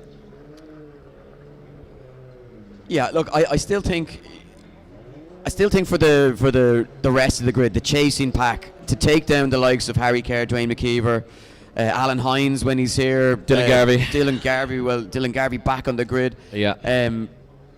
Dara Spencer. For the rest of the grid, it takes that something extra special. You see how hard Dean Burns having to push to get that podium, a very talented driver. You see how hard Jakub Kuszczak is having to push to try and get that podium. And I think so much of it as well comes down to how well they perform in qualifying, because we talk about the importance. Tomas Kiley when he's here, you know, again another Drift Masters level driver. You know, and that's not to mention, you know, the guys who don't compete as regularly, like the, you know, James Dean and the Shanahans. Obviously, we're blessed to have McKeever here for the season. You know, the chasing pack, it's that last 10 or 15% that's really hard to find. It is indeed, yeah, it is indeed, and that last 10 or 15% can be very expensive to find as well, Eddie. The last, you know, you instead of maybe running a mildly built 2JSA or a standard GTE or whatever with 500 horsepower, you have to go to the 700 brake horsepower marks sometimes, depending on the track. Not so much for here, actually, funnily enough, and Harry Kerr does make a little bit less power work very well for him, but Harry Kerr is very special. But also Harry Kerr, what did he say to you in the break, Mike, when you interviewed him? He's driving the car every weekend, you know, every weekend he's behind the wheel of the car, and if you're not doing that at this level, then it's going to be more and more difficult for you to compete and try and take a W against the likes of a Harry Kerr, who has been, let's not forget, competing at this level for a long time now, and it's only now that he's starting to push beyond the limit and become, you know, the guy to beat. Absolutely, yeah. So once again, you know, like you said, that top table of Irish drifting, maybe 7-8 drivers sitting at that table, including the Shanahans, Darren McNamara going back in the day, Tomas Kiley, of course James Dean, all the guys, and just hearing here as well from Kevin Kilgareth that Clark thinks that they found a loose connection in the ECU from a sensor. They hope it's sorted. So Clark Hatton might be back out for battle action. They hope that it is sorted. So Clark Hatton, he's gone back out in fact. So they hope that it's sorted. Might have been a loose connection from a pin out in the ECU, was it, or just a plug? Pin in the ECU, possibly just a little pin in the ECU might have come a little bit loose there, and dropping a signal for Clark Hatton. So we might see Clark in battle action in a minute. But yeah, once again, Eddie, you know, great to see the drivers that are maybe the guys that are up and coming, looking to take their place at the top table, able to put it up to the likes of Dylan Garvey. Yeah, and we're hearing boost pipe issue for Jack Caldwell, which I believe has been sorted. I'm not sure, did you just say that? No, I said about Clark Hatton. Yep, so he should be back to the line. All this chat, Mike, I forgot that we're still waiting on a decision from our judges. We are. Garvey's over there just chilling out with you know, shooting the breeze. Dylan Garvey and Ben Rogers, they're all chatted out. You know, they've discussed the weather, and you know, they're all out of small talk, and they just want the result at this stage. Guys, give them a round of applause as they wait for the decision. One of them going through to the final four. Dylan Garvey looking very model-like there on his car. The stance. Yep. No bother, buddy. Looking good. Right, so the judges still in deliberation. They're looking at each other, I won't say blankly, in thought. They were looking blankly yesterday, but intently at each other. Intently. Yeah. It's a long weekend for the judges as well, Mike. It's a lot of runs. It's very intense judging, Eddie. Genuinely, mentally, it's very intense. Yeah. It's like camping. Da-da-da, Eddie? Yeah, well, I'm just looking at so Conor Falvey pointing out something here to the other two judges. You were concentrating so much, you And- missed my dad joke of the weekend. Oh, I missed it. Sorry, Mike. I wasn't listening to you. But yeah, good. I wouldn't either. Yeah. No, it's just interesting to see. Obviously, you know, as a new judge, but such an experienced head on young shoulders, Conor Falvey. You know, it's great to get a top level driver's insight as to what exactly happened. And a because he current knows- driver. Yeah, current driver driving at the top level. Because what he'll be able to pick out. But it's interesting though when he goes to Drift Masters and he's out on track. It's his father who's giving him the nuggets of information along with Gary Dunn. And not to say that they have any less experience because they've been around the game for a long time. But now he's in the judging seat and he's pointing out the little intricacies that he might only spot from a driver's perspective at that top level. Yeah, absolutely. So I'm not sure if they're deeming the contact there with Garvey as an incident or a run affecting incident or not. They seem to be looking at that one in the replay. We will bring you any information on that as soon as we get it. And we do have the scoreboard coming up on screen, which means we're near a result, and we are getting to see this one more time, guys. Ben Rogers and Dylan Garvey going one more time. The lads are delighted. Dylan Garvey is thinking, what do I have to do here? I absolutely mullered my car, made bits of my front end, and it's still not enough to beat this guy, so wow. Well, it took them long enough to decide it. Judges, Kieran Hines, I mean, we can barely remember the run. We hope you can. Talk us through it. Look, we'd like to apologise for taking so long, but we take this seriously, really, you know, when it comes to these. This is a very difficult, we're even slightly split here on this, but one more time I think is definitely the correct one because of the fact that we can't agree completely on everything. Two very, very close runs. I would agree with the two lads. I think Dylan has a better chase overall. He's closer. But then Dylan does drop a wheel, a sizable wheel drop on the way in, and there's also the contact on the transition. Now, look, the transition, that contact takes the bumper off of Dylan's car, but it actually doesn't affect the lead car, and we do allow that happen when we set up the board and bring it. Blue tack and hopes and dreams and God, whatever, and taking a bumper off really is not a big thing, as long as it doesn't affect the lead car. But at the same time, like it was an error. He mistimed it and he took the bumper off. Personally, I felt that maybe there was enough there for Ben to take the win because of that. But I think one more time is probably the fairest thing. So close, and I think it's probably the fairest call to make, to be honest. Well, there you have it. And as we alluded to earlier on, Mike, when it takes that long to decide it, maybe the easiest thing is just to run them again, and that's what the judges have decided. Thank you for your insights, Kieran Hines. Always appreciated. So, yeah, once again, guys, we will be having the podium down on track, and we invite the crowd into track, of course, to celebrate the podium with the drivers and crews, so be sure to stick around for that. Always a great time with the champagne and all the laughs that are had on the podium. So if you are here in attendance, feel free to join us out on track just after the final for the podium celebrations here at IDS Round 4. And we see some repairs going on in the pits here in the Garvey mobile. yeah, it looks like it may need a little bit of tightening there. It looks a little bit Adam loose. Kelly there, himself a pro driver on the pry bar there, getting everything kind of half lined up. Yeah, unfortunate for Adam, just issues with the car, not able to, with the gearbox in his own car, not able to get the parts to get it back up and running. We go back to the start line because we do have another spot in the final four to decide. It's going to be Halfordy or Clark Hatton with that issue. They managed to get it sorted. We hope he is ready to leave the line though. Will it be good enough to last for 2 runs? We haven't heard what exactly it was. Here we go though, Halfordy throws in on that nice deep lead line. But here comes Clark Hatton as they throw it down onto the wall. Halfordy doing what Halfordy does, fulfilling that outer zones as Clark Hatton drops off, tucks onto the inside line. Be lucky not to get caught here, but manages to make it work. But again, sacrificing that line to try and keep the proximity. But here comes the big dive as they go into the final section and across the line. Slight advantage to Halfordy, I think, Mike, Yeah, from where possibly. I'm standing. You know what I'm taking from this, Eddie, is that if you ask me side by side, like which is much the bigger car, an E36 Touring or a M2, I would definitely say the E36 Touring is way better. But looking at them there on track, the M2 is actually not that small a car. And two very similar colour schemes as Yeah, well. two They very similar almost look cars. like teammates. So yeah, they almost look like teammates. Exactly. Quite a lot of time, obviously, between these chassis. Probably 20 something years of development there in the newer chassis. But and just hearing, Mike, sorry to cut across you, but Clark Hatton's car cutting out on the start line, we're hearing. So obviously, whatever gremlins are in that car still not 100% right, but he's sending it regardless, and maybe down a little bit on power, Mike. Maybe just some issues with that car. He did have to sacrifice. We saw him, not struggle for pace throughout the competition so far. So it seemed as though he had to maybe just sacrifice a lot of line to try and keep with Halfordy on that occasion. Will there be any issues here in the lead position? Hopefully not from his point of view and the team's point of view. yeah, very aesthetic start line there with the Red Bull colours and the front of these very similarly coloured BMWs. The progression of BMWs, Mike, as well. It is indeed, yeah. It looks fantastic right there. So we are ready to rock. Clark Hatton now leads us in. Stephen Halfordy is in the chase.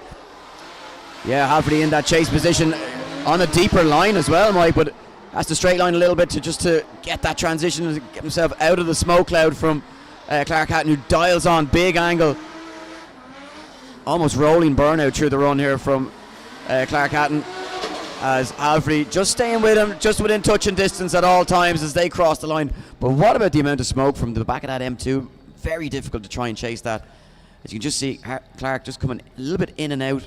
Halfordy maybe dropping a wheel there. Yeah, and the more modern BMW actually running quite a lot higher as well. If you look at it here, Clark does tend to set up his cars a little bit softer on the springs, and running it maybe a tiny bit higher as a result. Halfordy there maybe not quite stuck to the rear of the M2, but overall maybe a little bit more consistent to Eddie in the chase possibly.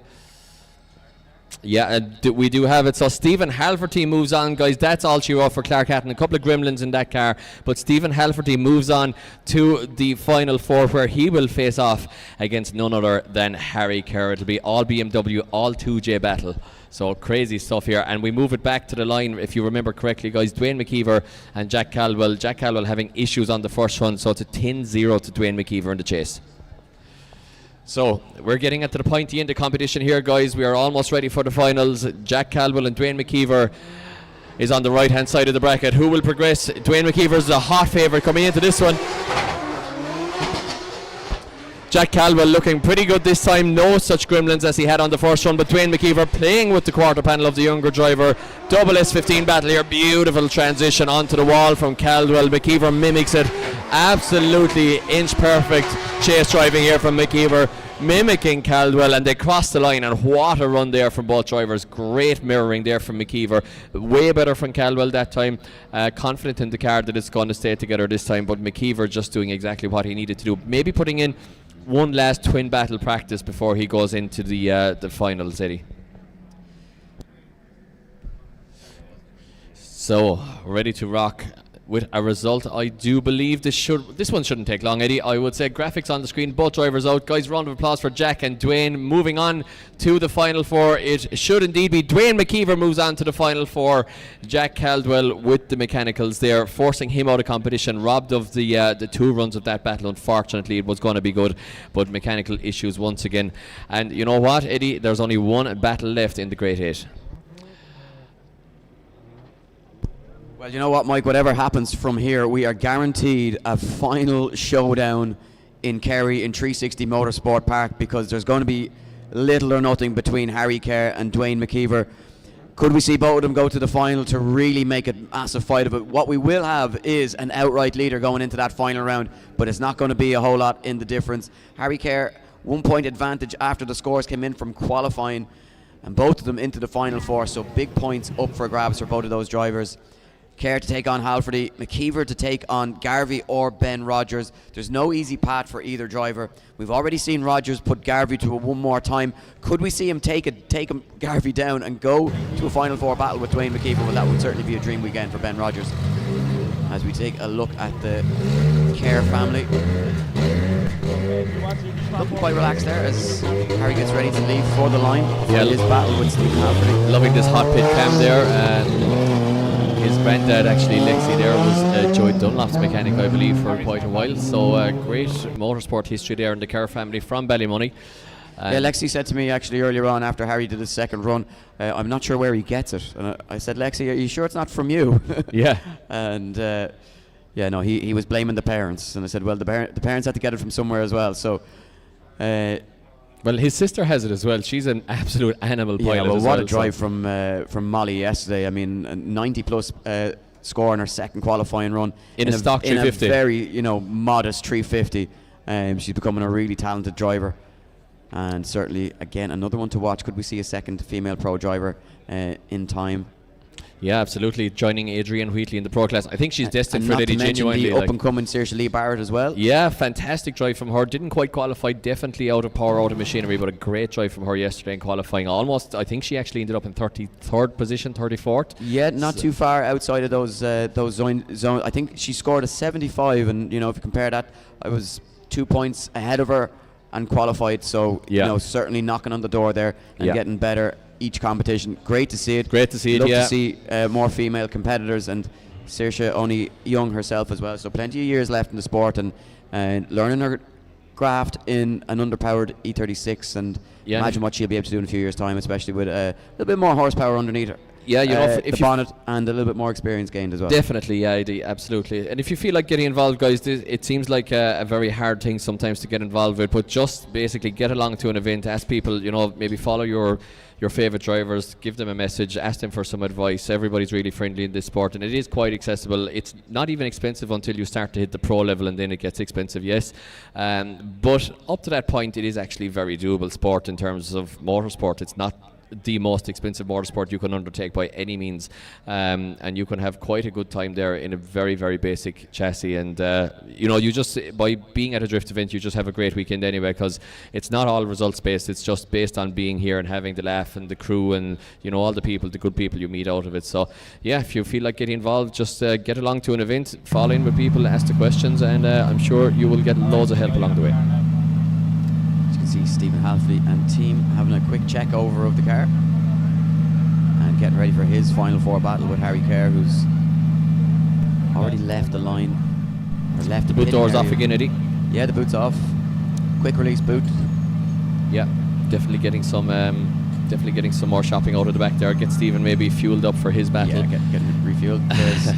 As we see Peter Malloy there give us a wave, and Eddie, what a drive from him yesterday. What a drive from him yesterday. And it's interesting because neither of the Malloy brothers take the opportunity anytime it comes to them, which is pretty regular, to drive with the pros on the Sunday. They're happy enough with their Saturday outings.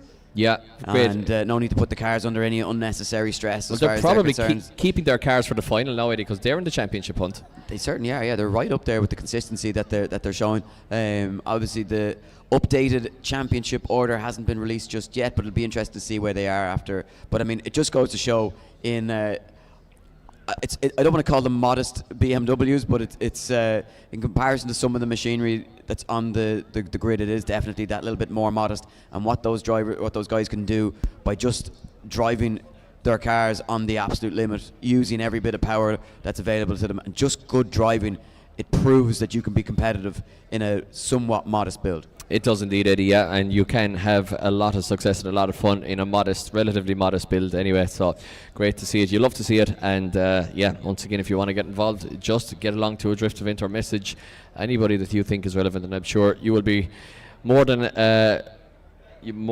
overloaded with advice and help. So we are ready to rock with the last battle, I believe, Eddie, of our Great 8 competition. Yeah, it's Dylan Garvey. The one more time with Dylan Garvey and Ben Rogers. Will they be able to find a winner this time around? The light system is on. We get a green light. We are go. Garvey to lead them in as the higher qualifier. Rogers to give chase. They go side by side in unison. Oh, is it just too much for Rogers on this occasion to hang on?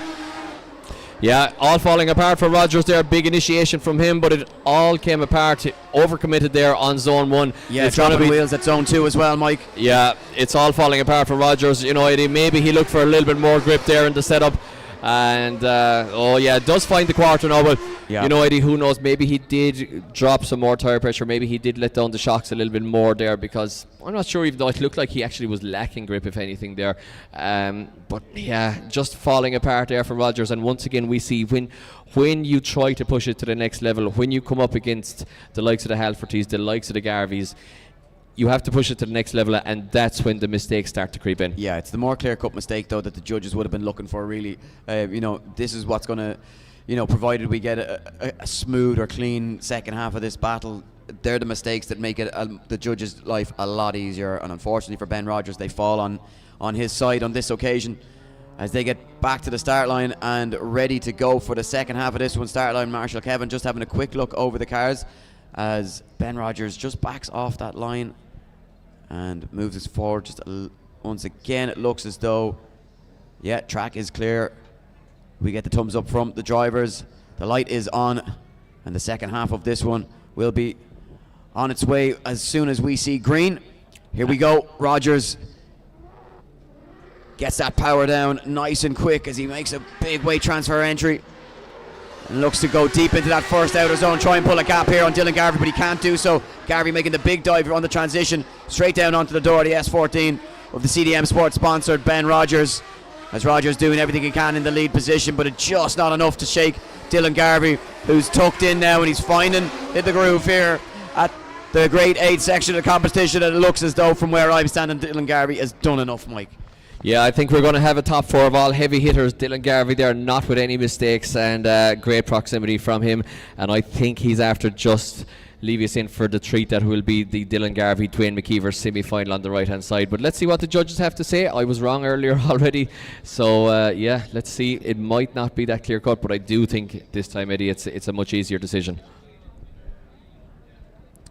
So scores ready to drop in as the drivers get out of the cars, and indeed progressing to the final fours. Dylan Garvey goes on to the final four, guys. Ben Rogers with a fantastic drive, but that is it for Ben, and we have to progress on to the final four, the semi-final. And Eddie, this is where it gets really, really, really serious. It does, Mike, but I also think the pressure's off now as well for these guys, because for McKeever and for Kerr, regardless it's going into the final round, there's not going to be a massive points difference. Every point is important at this point in time, but they would expect to find themselves in final fours. They'd expect to find themselves in finals. 2 shots at the podium regardless. You know, if one finishes first, one finishes third, you're not going to have a huge gap going into the final round. I think they're going to be happy with a day's work, judging by what the bracket opened up like and how it, you know, the challenges that they were going to face in the top 16 and potentials of bowing out to other championship contenders. I think they're going to be happy enough with the day's work. Pressure off from here, go and enjoy it. And yeah, I think they're still going to want to win, obviously, because that's what they're here for. But in terms of the pressure of the championship, that pressure has been somewhat relieved. Yeah, okay, fair enough, Eddie. Yeah, I would agree to a point, but I still think, I don't know, Eddie, these guys are both hungry. Maybe Harry Kerr, is he hungrier than Dwayne? Dwayne's done it before, Harry hasn't. Is he hungrier? But I don't know, the mind games really come into it here now, Eddie. The cool, calm and collected nature of Dwayne McKeever, does that play a part? I think here's the thing for me, Mike. You go into the final as Harry Kerr in the lead, you have the pressure of leading going into the final round. You go in with a deficit. You go in with the deficit to Dwayne McKeever, who can win any event that he enters. There's no real perfect place to be if you're Harry Kerr, in my opinion. Would you just prefer then to have that points advantage and that little bit of a buffer? Well, you always want to be going in with a points advantage, Ed. You know, if in an ideal world for Harry, Dwayne would have got knocked out much earlier here, obviously.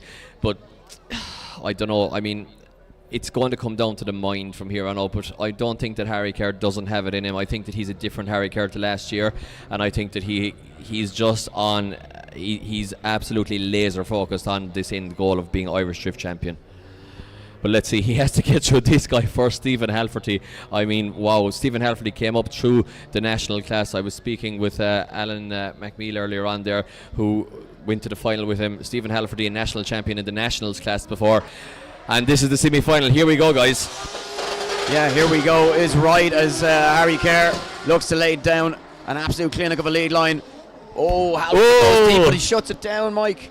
Yeah, Halford, did he go too deep there? And you know what, Eddie? Drama as always here on IDS. Halford, did he shut it down? Did he just go too deep and straighten up and make contact? I'm not sure. The drone footage will tell all, I'm sure. Now, let's watch this one again. Really great proximity from Halford here in the chase position. Harry Kerr with a nice lead line as usual. Now Halford makes a big dive onto the door of the BMW. Oh, I don't know. I mean, I think he just maybe was over aggressive and failed to reinitiate there after the handbrake drag, did he? Yeah, it's might get a better angle of it here from the drone. It's obviously a decel zone. Doesn't seem to be much braking from Harry Kerr. It looks like Halford just didn't actually have drive from that angle, that he just didn't get the car, the rear wheel spinning again to keep drift, and possibly just had to pull out at that stage. I'm not sure. So let's see what the situation is. Where is Stephen Halford on track, Ed? So he's back down at the start line, Mike. Back down at the start line, okay. Yeah, So Halford, maybe not with mechanicals, I'm not sure. No, the fact that he's come back to the start line, although he's... Yeah, so here we are ready to go. Second half of this one, red light is on. We are under Marshall's orders, amber and green. Here we go. So advantage firmly in favour of Harry Kerr, you would believe, based on the first run. As they go fast into the first corner, Harry Kerr took it onto the door nice and early, coming for the fight, not leaving anything to chance here, not leaving it in the judge's hands, looking to put the pressure on and try and force more mistakes from Halford. Oh, and he gets one. Another huge mistake from Stephen Halford. He's so uncharacteristic, and we talk about a driver who makes very few mistakes. Mike, is there problems with that car perhaps? Yeah, there's something wrong with that car, else he had a DB, did he? This is not Stephen Halford, so I'm going to venture a guess that there's something wrong with that car. He might have a DB here or something. Don't see a DB on the car. Could be. Is there a DB on that? I'm not sure. Right. Yeah, I'm not sure. Definitely Didn't something look like it as he came past the judging tower. That's not to say that it wasn't there. That was a violent spin, Ed, and he's done this track 40 times this weekend. It's uncharacteristic place to see to spin. He washes way off first there as well. So maybe not a DB, but I don't know, something definitely wrong with that car anyway. It's not. Stephen Halford is well capable of look, he's pointing there and definitely pointing out something wrong there. So guys, simple enough decision. Harry Kerr continues his championship charge into the finals, books himself a place on the podium. Either way, hopefully we'll see Stephen Halford back with a good car for the third, fourth place playoff, where he will either be facing off against Dwayne McKeever or Dylan Garvey, who are the drivers, of course, contesting on the right hand side of the bracket for our other semi-final, Ed. And it is getting really into the pointy end now, Eddie. Yeah, it certainly is, and as I say, it's one step closer for Harry Kerr, one more job done, and now the pressure is on firmly the shoulders of Dwayne McKeever, because as far as he's concerned, he's chasing here, and Harry Kerr has done what he needs to do, which is get to that final. Yeah, it's almost like a darts game or something. Whoever leads first, you're chasing them, you know. And once again, the mental aspect of the game hugely comes into it here, but Dwayne McKeever, he's so used to European competition. You could send Dwayne McKeever over to Formula Drift, which I'm sure loads of people would love to see, joining the Shanahans and James over there in FD, and he wouldn't be phased. He's really cool, he's really calm. He's been here before. I remember him driving with an SR20 180 back in Punchestown, 12, 13, 14 years ago. And we were like, who's this young guy? This guy's really good. Yeah, back when he was 13 years old. Exactly, yeah. You know, the rising star of the championship. That was it, exactly. I think it was a white 180. White or yellow 180. I think it was white at the time. It might have been yellow, I stand to be corrected. All those years were quite a blur for me. But, yeah, so Dwayne has been around a long time. As we go to the hot pit camera here now, Eddie or Marshall there, making sure that all is good. And the Kerr crew there now changing the rear wheels of Harry Kerr's BMW and getting some fresh rubber on there, water spray on the radiator and intercooler, making sure everything is nice and cool. Yeah, chief mechanic there, Luke from Exemplar. Yeah. Keeping the car cool. Head honcho. Hi Luke, looking good. And the talisman. The talisman, exactly. And that's his work done now for the year. So he's wrecked after that now. Send a huge invoice there now to Harry Kerr. Huge invoice from Exemplar. 10 grand.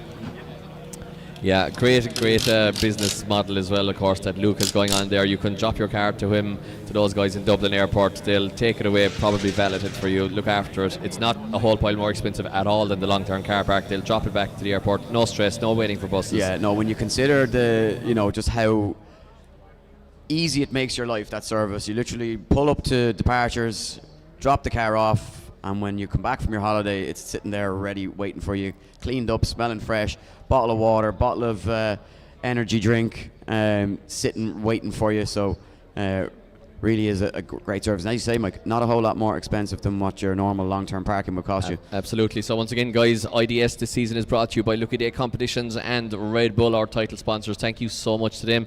And it is in conjunction with Shift AM, Strom Wheels, TS Drift Days, where you can take your car.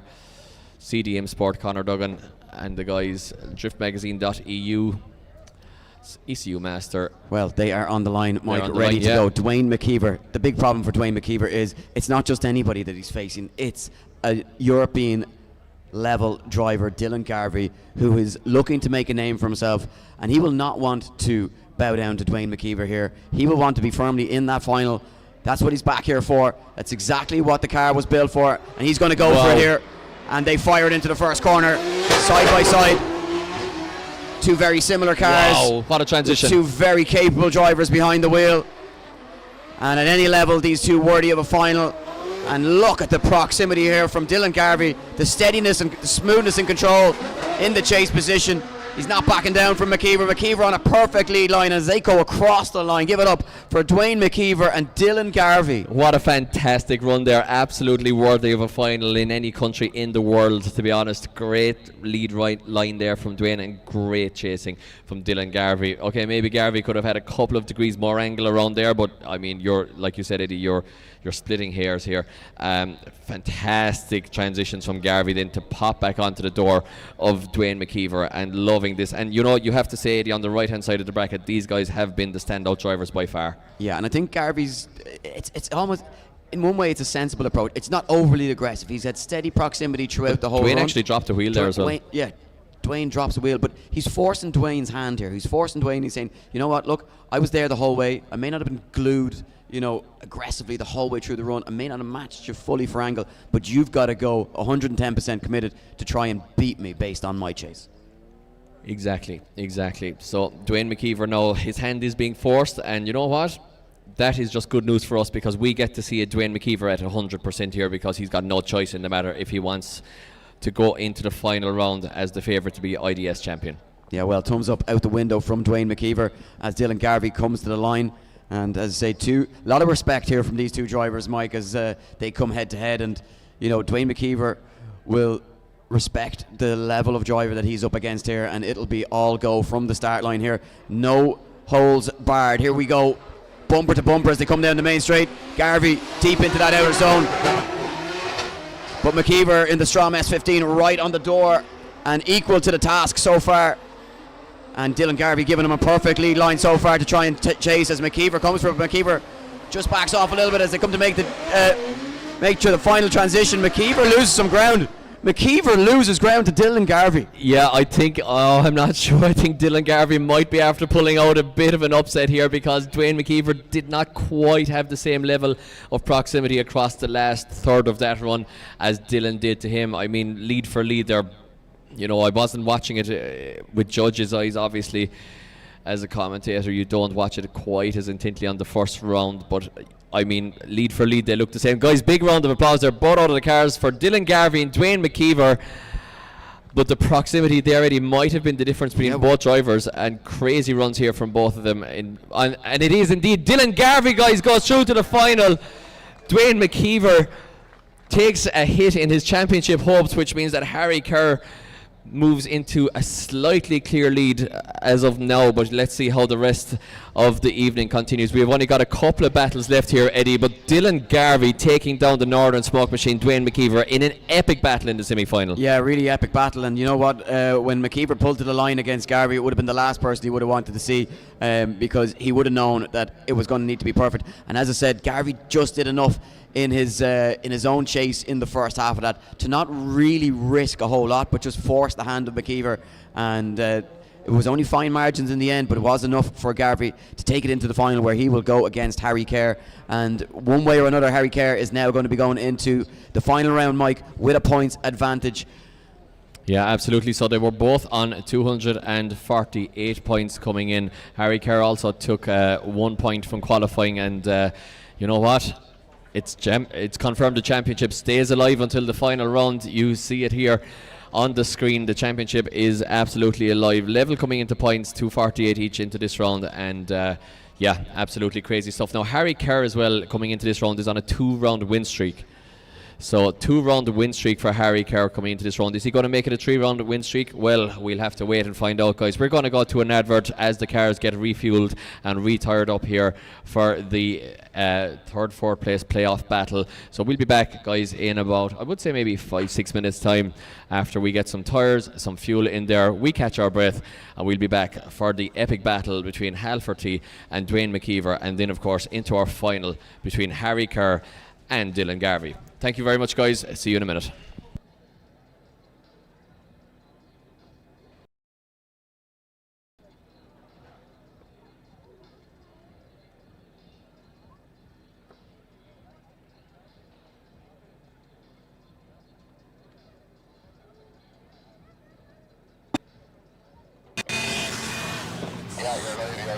We're live.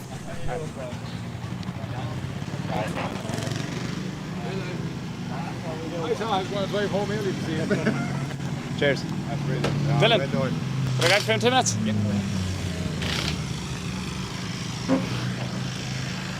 Dylan Garvey, you're after beating Dwayne McKeever. You're through to the final against Harry Kerr.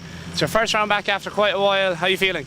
Yeah, look, I came up here just to, I suppose, settle off the nerves and stuff, and shake off the cobwebs really, but to beat Dwayne there, I just said it to him there, I said actually it's a dream moment for me, because I looked up to Dwayne for so long, and competing with Dwayne Drift Massive for one season was an opportunity in itself, like, but to beat Dwayne there was just unbelievable, and Dwayne is just as happy as I am, and I'm looking forward to Harry now. Myself and Harry have kind of like a little fight going back and forth, so should be a fun battle.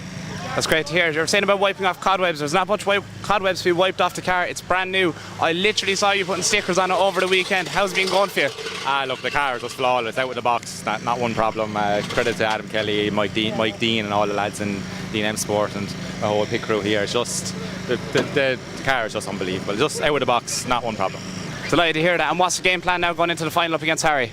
Just do the same what I'm doing. Having fun today? Unbelievable. I'm delighted to hear that.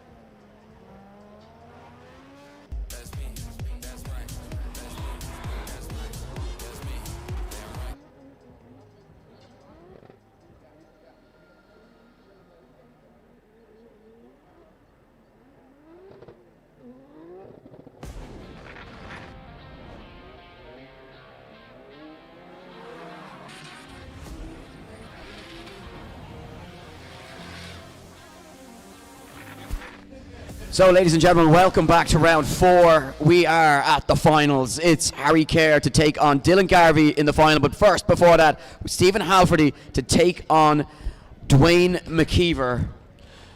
And you know for what? that third step Yeah, on the podium. There's extra points available here, Hedy. Sorry, there's extra points available here as well. So Dwayne McKeever will seriously want to pick up this last podium position in order to minimise the deficit to Harry Kerr. Yeah, and here we go. McKeever leads them in, fires it through that first corner. Halferty trying to keep pace here with McKeever, who's just riding that wide line perfectly.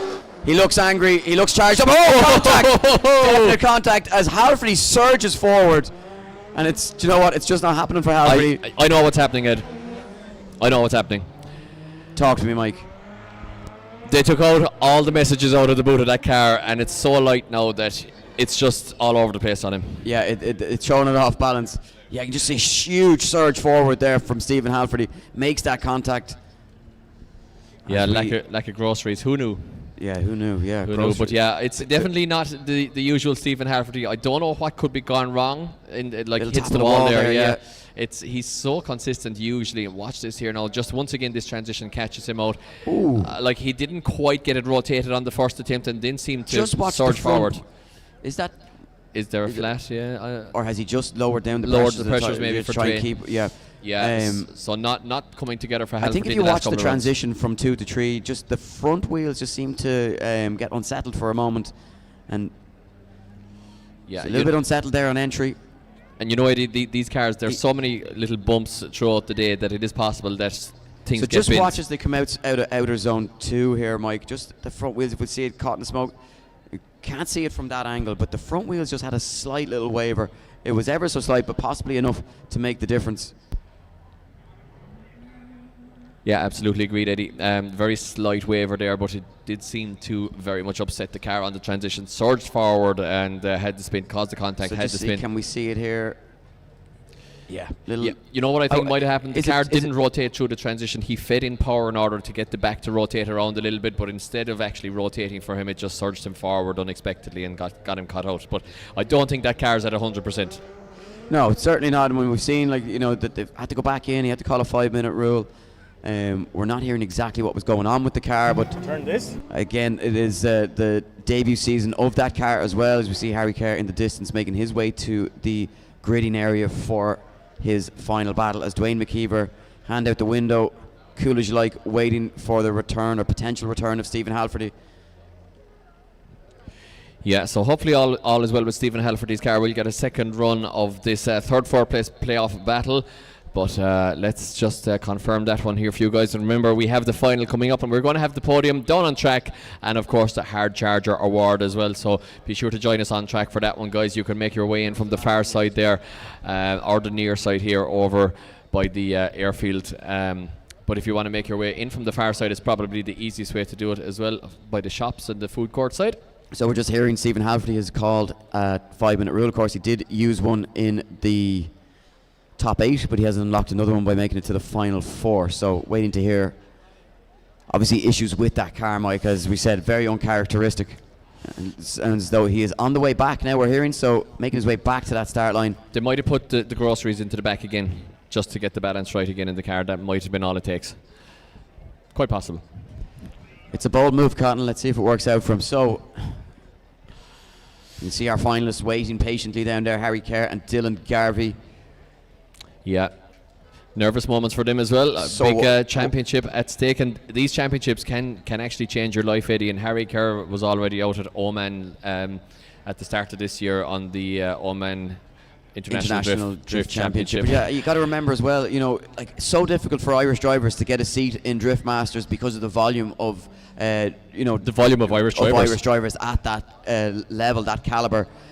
So these guys are really fighting for spaces in Drift Masters as well, or just even a potential space in Drift Masters.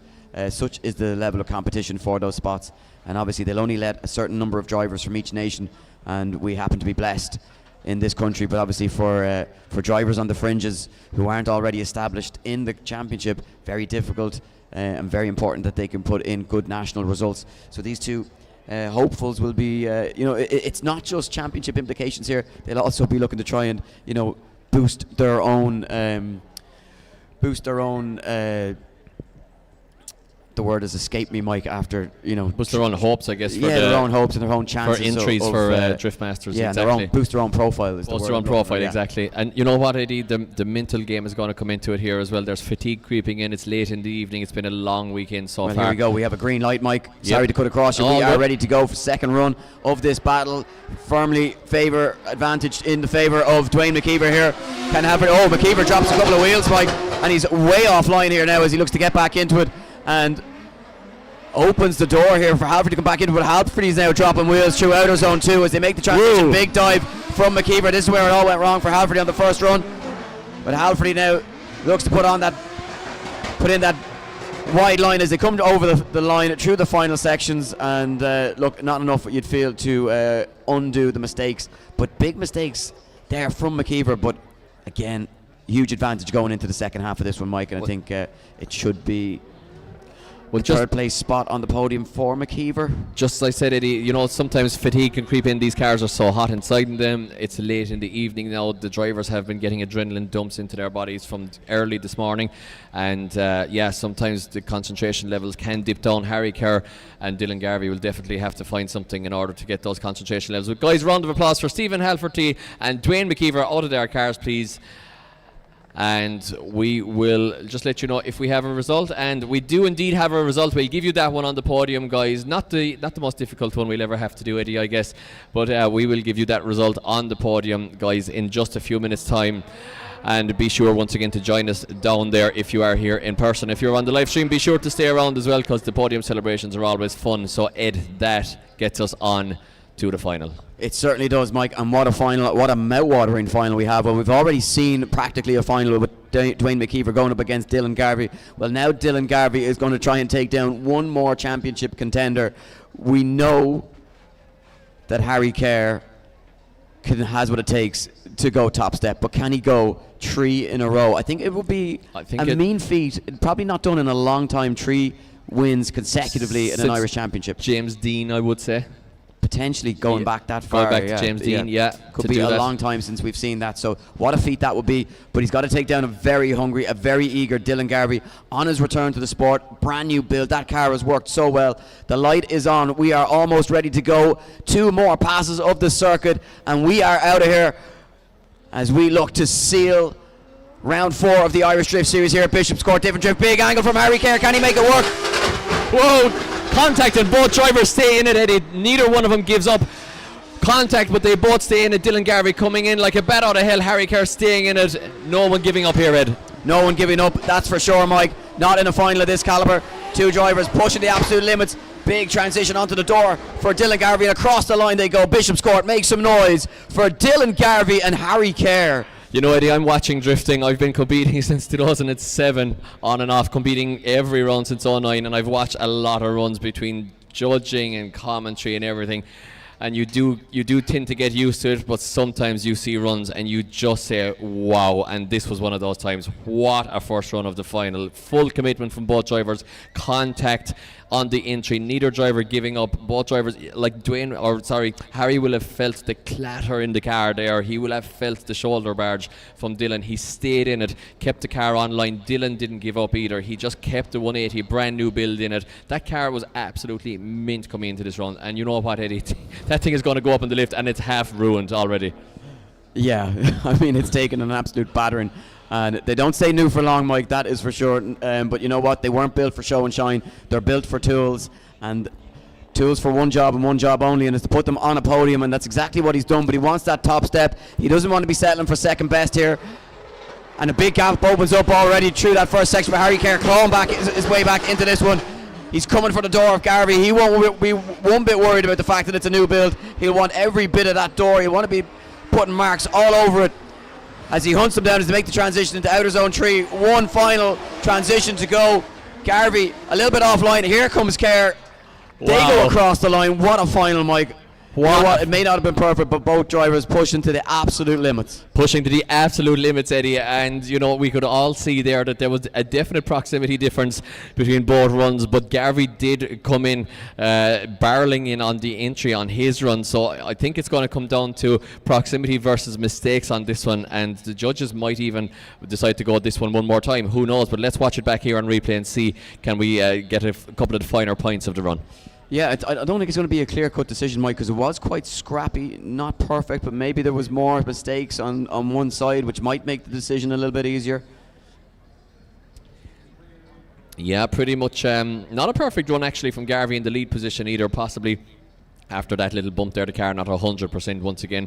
Harry Kerr doing Harry Kerr things, but once again maybe not able to match the pace like Garvey about to hand out the window there, looking like he has big pace in that 180 SX. Yeah, well, 800 horsepower, Mike, you'd expect it to be quick, and wouldn't be hanging around anyway. Wouldn't be hanging around, certainly not.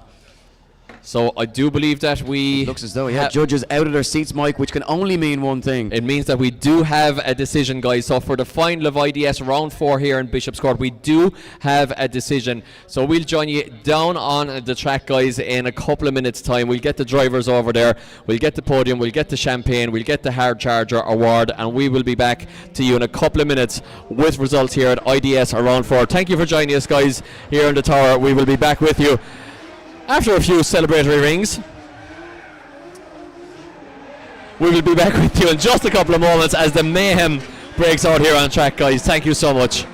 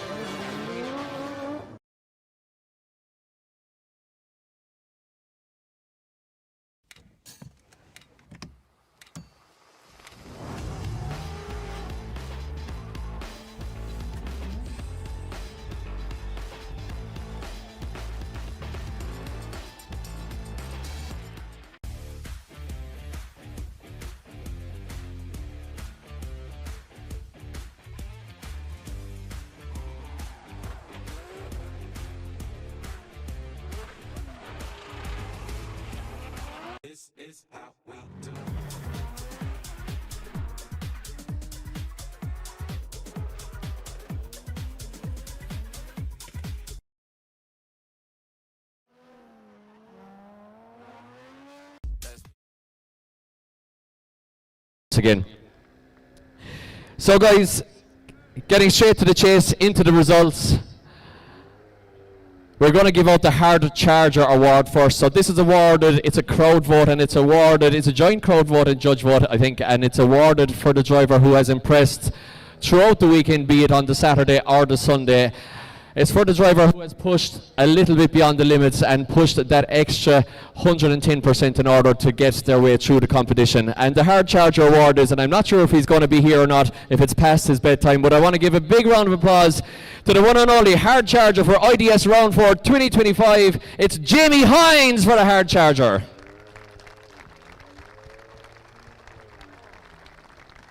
Jamie's gone to bed because he's still very small. So Jamie is gone to bed. So Jamie Hines, if you're watching online, you have won the Hard Charger Award. Big congratulations. So guys, that moves it on to the podium out right here for pro competition. Again, crazy days drifting, 110% commitment. We saw absolutely nuts transitions around here in this part of the track. So entertaining and so crazy. Big congratulations to everybody who qualified, and even more so to the 4 people in front of us here. So we can announce, guys, in 4th position at IDS Round 4. Give it up for the man with the most practical car on the grid. It's Stephen Halferty.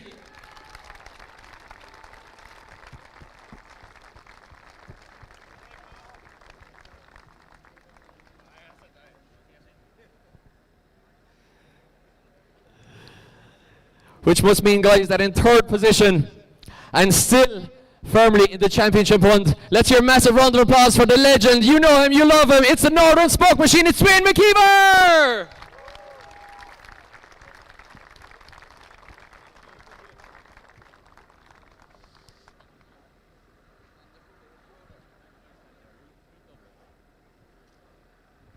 Isn't he lovely?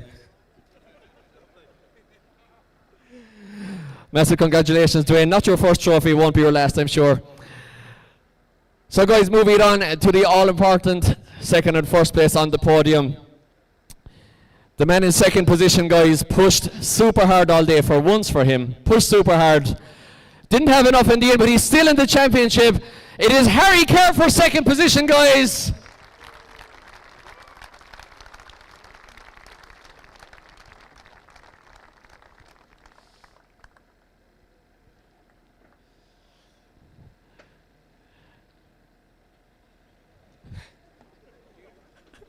One Harry Kerr it's rated for.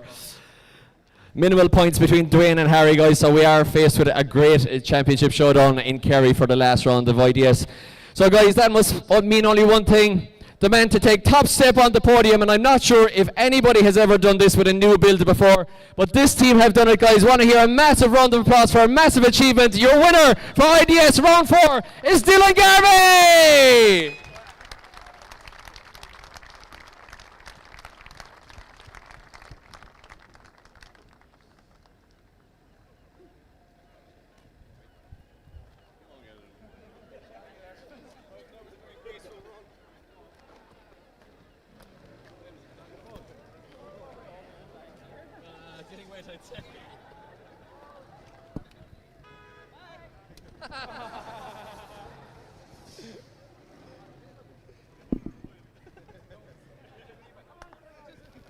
Hey!